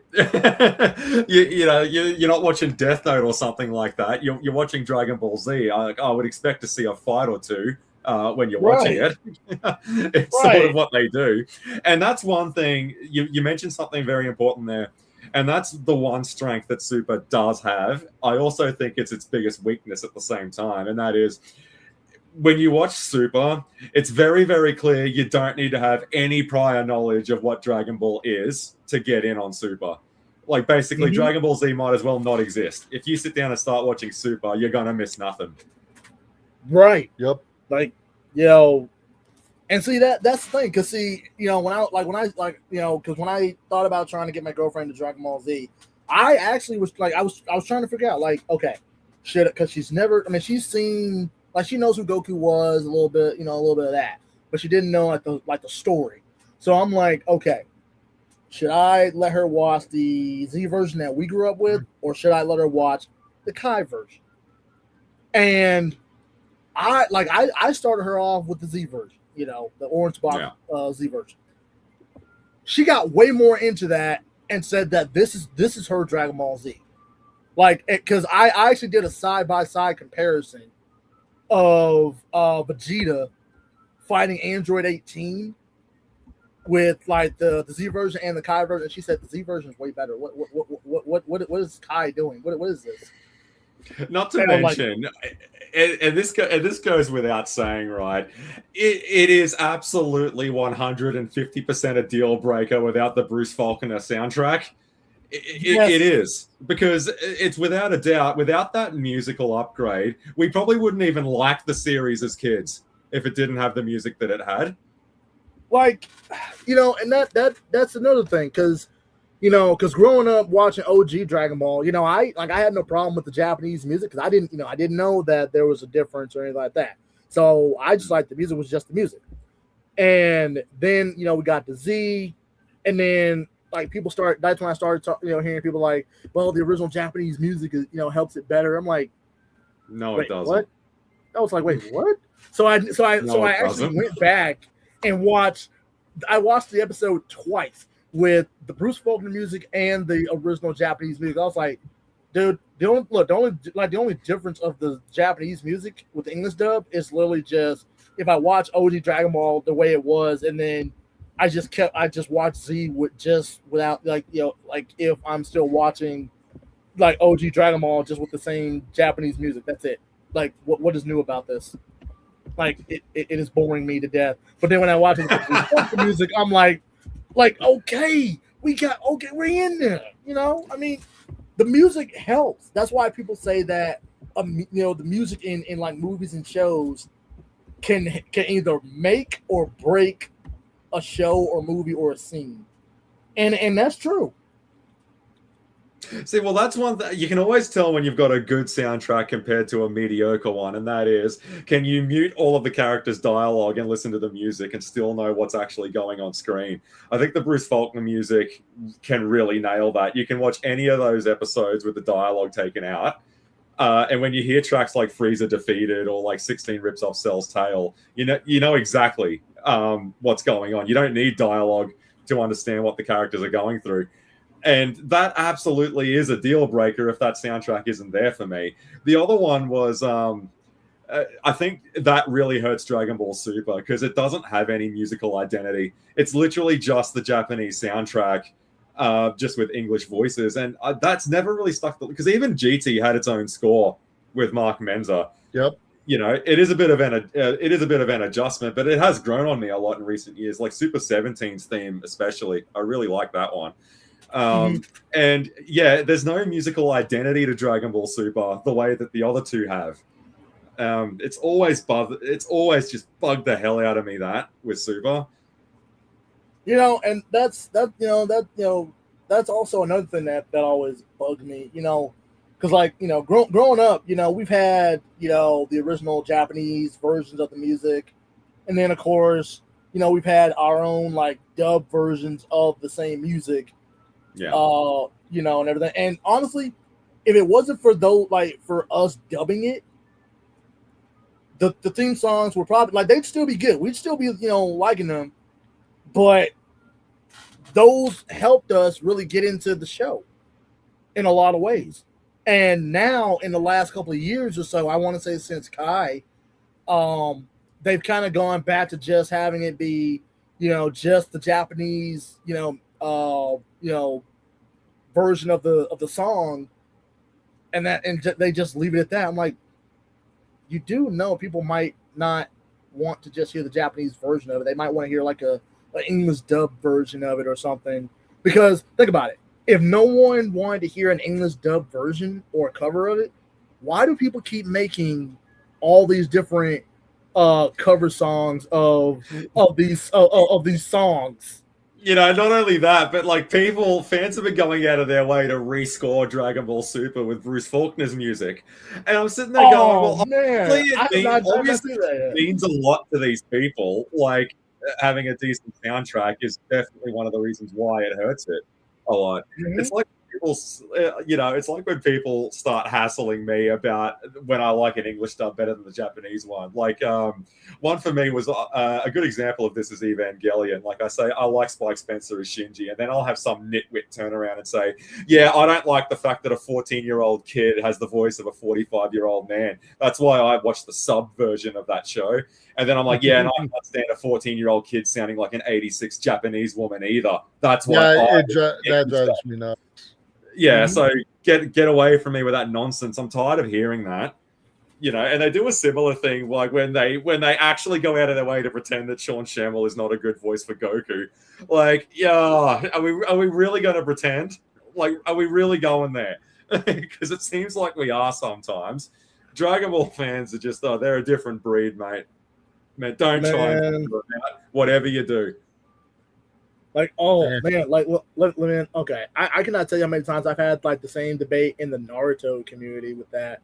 Like, oh man, like Naruto's English dub voice, sounds like a girl, like, it's played by a woman. Yeah, but you've been watching Naruto like from the very beginning up to when it ended, didn't you? Yeah. You didn't. So that tells me you didn't care that the voice was a woman. Yeah, but I still prefer this. Like, I still prefer the Japanese sub version. Do you really? No, you don't. You just, or like, do you really? Because I mean, come on, man. And no, because because I've tried watching Naruto, like OG Naruto, in the Japanese sub, and I'm sorry, I could not get past the second episode with that. I can't do it. Yeah, it's a slogfest through the first series, but as soon as it gets some big fights and whatnot, it gets better. I've had people try to sell me on Naruto, like purely, it gets awesome after the first 473 episodes, mate. It's got to get good in the first 473 seconds. All right, if you truly want to. Just flat skip it. I've aged out of the demographic for these Shonen Jump animes, because that's really what they all are. Like, I'm too old for them now. Like, I mean, like even Super, I'm not overly fussed about watching that anymore. Like, well, we did this song and dance 20-something years ago. Right. Yeah. Like I don't really want that. I mean, like, and all this because okay, so a friend of mine, my friend Levi, he's a real big fan of like Hunter. Like he's like in his 30s at this point, and he's a real big fan of Hunter x Hunter. And I told him I tried to get into it, but the deal breaker for me was the fact that I'm like, bro, I'm just watching Yu Yu Hakusho again. Yeah. So it's the reason why I've never, and this will be me until the day I die. It's whenever someone tries to sell me on something like, oh, well, it's just like Dragon Ball. Well, that's not a reason to get me to watch it. That's a reason to get me to avoid it. All right, because I've had a lot of Dragon Ball, and this is the thing, right? Dragon Ball Z and GT follow Goku from being a little boy to becoming the man that we all know that he is, to becoming a granddad. That is a lot of Goku in my life. I don't really want any more of that. That's why I kind of jump between series. Like right now, I'm watching. That time I got reincarnated as a slime, and I'll switch from that to Shangri-La Frontier, and then I'll bounce back to that, or I'll jump to some other isekai anime. Oh man, wait! Please tell me you've at least seen The Devil Work as a Part-Timer. Yep, I finished that one. Man, I love that anime. But see, there's a lot of anime out there that like people have never heard of, but like if you really go back to like looking at a lot of the '80s anime at the time and stuff like that, because I've seen a lot of different anime that no one has ever, like, if you were to tell them right now about some of these animes, they would be like, "What? Okay, what anime is this? Huh? Name one. Name one. I can't remember the full name of it, but I do know that the name is called Zenki. Hold on. Zenki? Yeah. Yeah, but did you watch the original Japanese version of it though? Okay, I got one for you. Record of Lotus War. Yeah, it can't. Yeah, I've heard of it. I just never had a chance to watch that. But I have heard of it. I think anime is a young person's game these days. I mean, it's like I can't believe it when like a 35-year-old man turns around and says, "I don't bother with any of that cartoon trash. I watch anime. I'm against the mainstream." Dude, anime is mainstream as all hell. All right. Yes, it's not no. it's not the niche market that it was. It's 20 years ago. It's way more mainstream, like, than cartoons were back in the day. Like, it's basically is it really anime as it is now. Is it really anime when it's coming from guys in Wisconsin? 90s to 2005, I want to say, was Cartoon Network's best hits. Well, I mean, we did have some good ones during the early 2000s. Yeah, I said 2005. Yeah, he said 2005. Okay. Coincidentally, when Dragon Ball Z was concluded and GT had its run, and we were all too old for Cartoon Network and Toonami. That's why they ended it. Which is why, like, when that whole hoo-ha about Toonami coming back, like, I think it was like around 2017 or something like that. I'm like, look, as a guy ticking over in my 30s, I don't care what Cartoon Network does. You can get on any streaming service now and watch those episodes. Like, afternoon programming blocks just don't exist anymore. The world has moved beyond them now. That's true. Oh, look, no one likes to be the one to tell the kids there's no Santa Claus. It's like, it's the classic, I don't think Dragon Ball is going to hit the same at 35 as it did when we were 15. So when I look at things like Super, I'm sure that there's a whole, like, flood of younger fans out there that got on board with Super, like your mate out at work that you were talking about. Found Super pretty accessible compared to any of the other ones. Like, I'm sure there's a fair few people that are like that. Like, I'm just not one of them, because I think Dragon Ball sort of had its fill with me. And wherever it goes next, like, I'd really have to be forcing myself to watch it. Like, I don't think I would ever go back to eyes glued to the screen. I have to know what happens next. Nah, I can go without Moro and granola and whatever other flavors they got cooking up. I don't really need to know about any of them. Yeah, Black Freezer or whatever's going on with him. Did that ever appear as a form? I think, like, has that even been actually colored in yet officially? Like, do we know what it actually looks like yet? That's a good question. Hold on, let's see. I've seen a lot of. I can't tell if they're fan palettes or what. Has it actually had? Has Black Freezer had an official color scheme yet? I think this is it. Hold on, I think this might be it.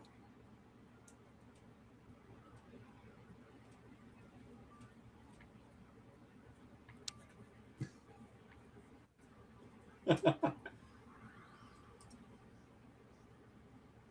think that's it. Yeah, that sounds about right. I'm seeing plenty of fan recreations of this thing. I don't know. Have they actually bit the bullet and showed us what it is? Like, that's probably the best we're gonna get. Yeah, all right. I mean, that's the best that they could do. Nothing annoys me more in Dragon Ball when a main character is the least interesting thing on the page. Like, I really don't like Frieza being all blacked out and devoid of color. Oh, it's got a little bit of purple on it. Yeah, I get that. It's the same reason why I thought Frost sucked. Like, there's absolutely no depth to him at all in that character design.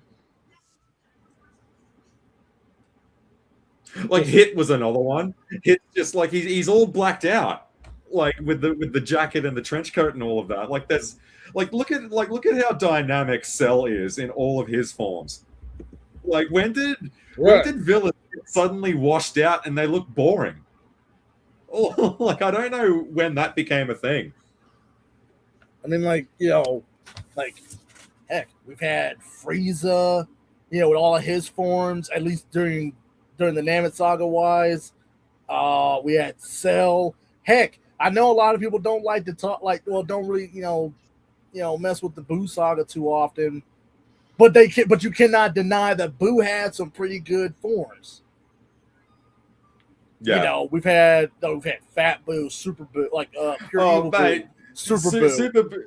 Super Boo is the epitome of sexy with that fusion jacket. Like when he's rocking the Gotank's jacket, man, he's a customer you don't want to screw with. It looks a lot better than that Gohan shirt garbage that he started wearing later. Gotank's Boo looks 10 times cooler than that. True. But hey, it is like it's almost 12:30 in the morning for me. So I'm gonna I'm in bed, man. Like, bro, I'm not even gonna lie. I have not been paying attention to the time to save my life. I have just really just been enjoying like this, man, because it's been a while, and you know, hey, I mean, when you got, you know, people that actually know what their stuff about said subject, instead of just being like, oh well, this was cool because of this. They're like, really? But do you know about what came before? It's my biggest cool now. It's my biggest pet peeve with a lot of YouTubers these days, and I'm trying to find YouTubers that aren't like that. And that's, do you remember how to have fun with the thing that you claim to love? And tonight we've been just pissing ourselves laughing over Dragon Ball Z. We've been having good fun with it. I'm tired of having a conversation about something that I love, but when no one's having fun with it. Like, you know what I mean? Like, you got to be having fun with it. Come on. It's Dragon Ball, for God's sake. I like theory crafting when I'm talking about Power Rangers. I mean. Oh, yeah. I got to get back to that. Like, I just haven't done anything Power Ranger related because, you know, there's never, like, hasn't been anything really new for you know, anything. So I just stopped talking about it, started talking about other different things like Marvel stuff, DC stuff. You know, Dragon Ball here, you know, so I tell you, your next Dragon Ball stream, mate, we're definitely going to have to go all in on villains that were horrifically, criminally underused, and I'll open up the gate. I'll open up the gate with Deborah. Like that's going to be the next stream on Dragon Ball. Villains that were just totally pissed off the wall, and Deborah's definitely one of them. We've got to. We've got to, man. Yeah. But all right, mate. Well, it's been great fun, man. I'll definitely be looking forward to the next one, mate. Yeah, okay. You take it easy, man. Both take it easy, guys. Later.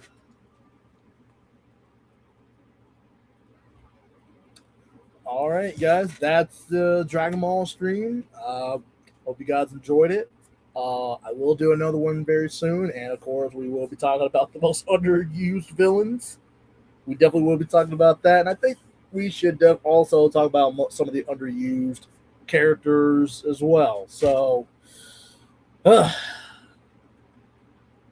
will see you guys around the Rangerverse. Catch you later.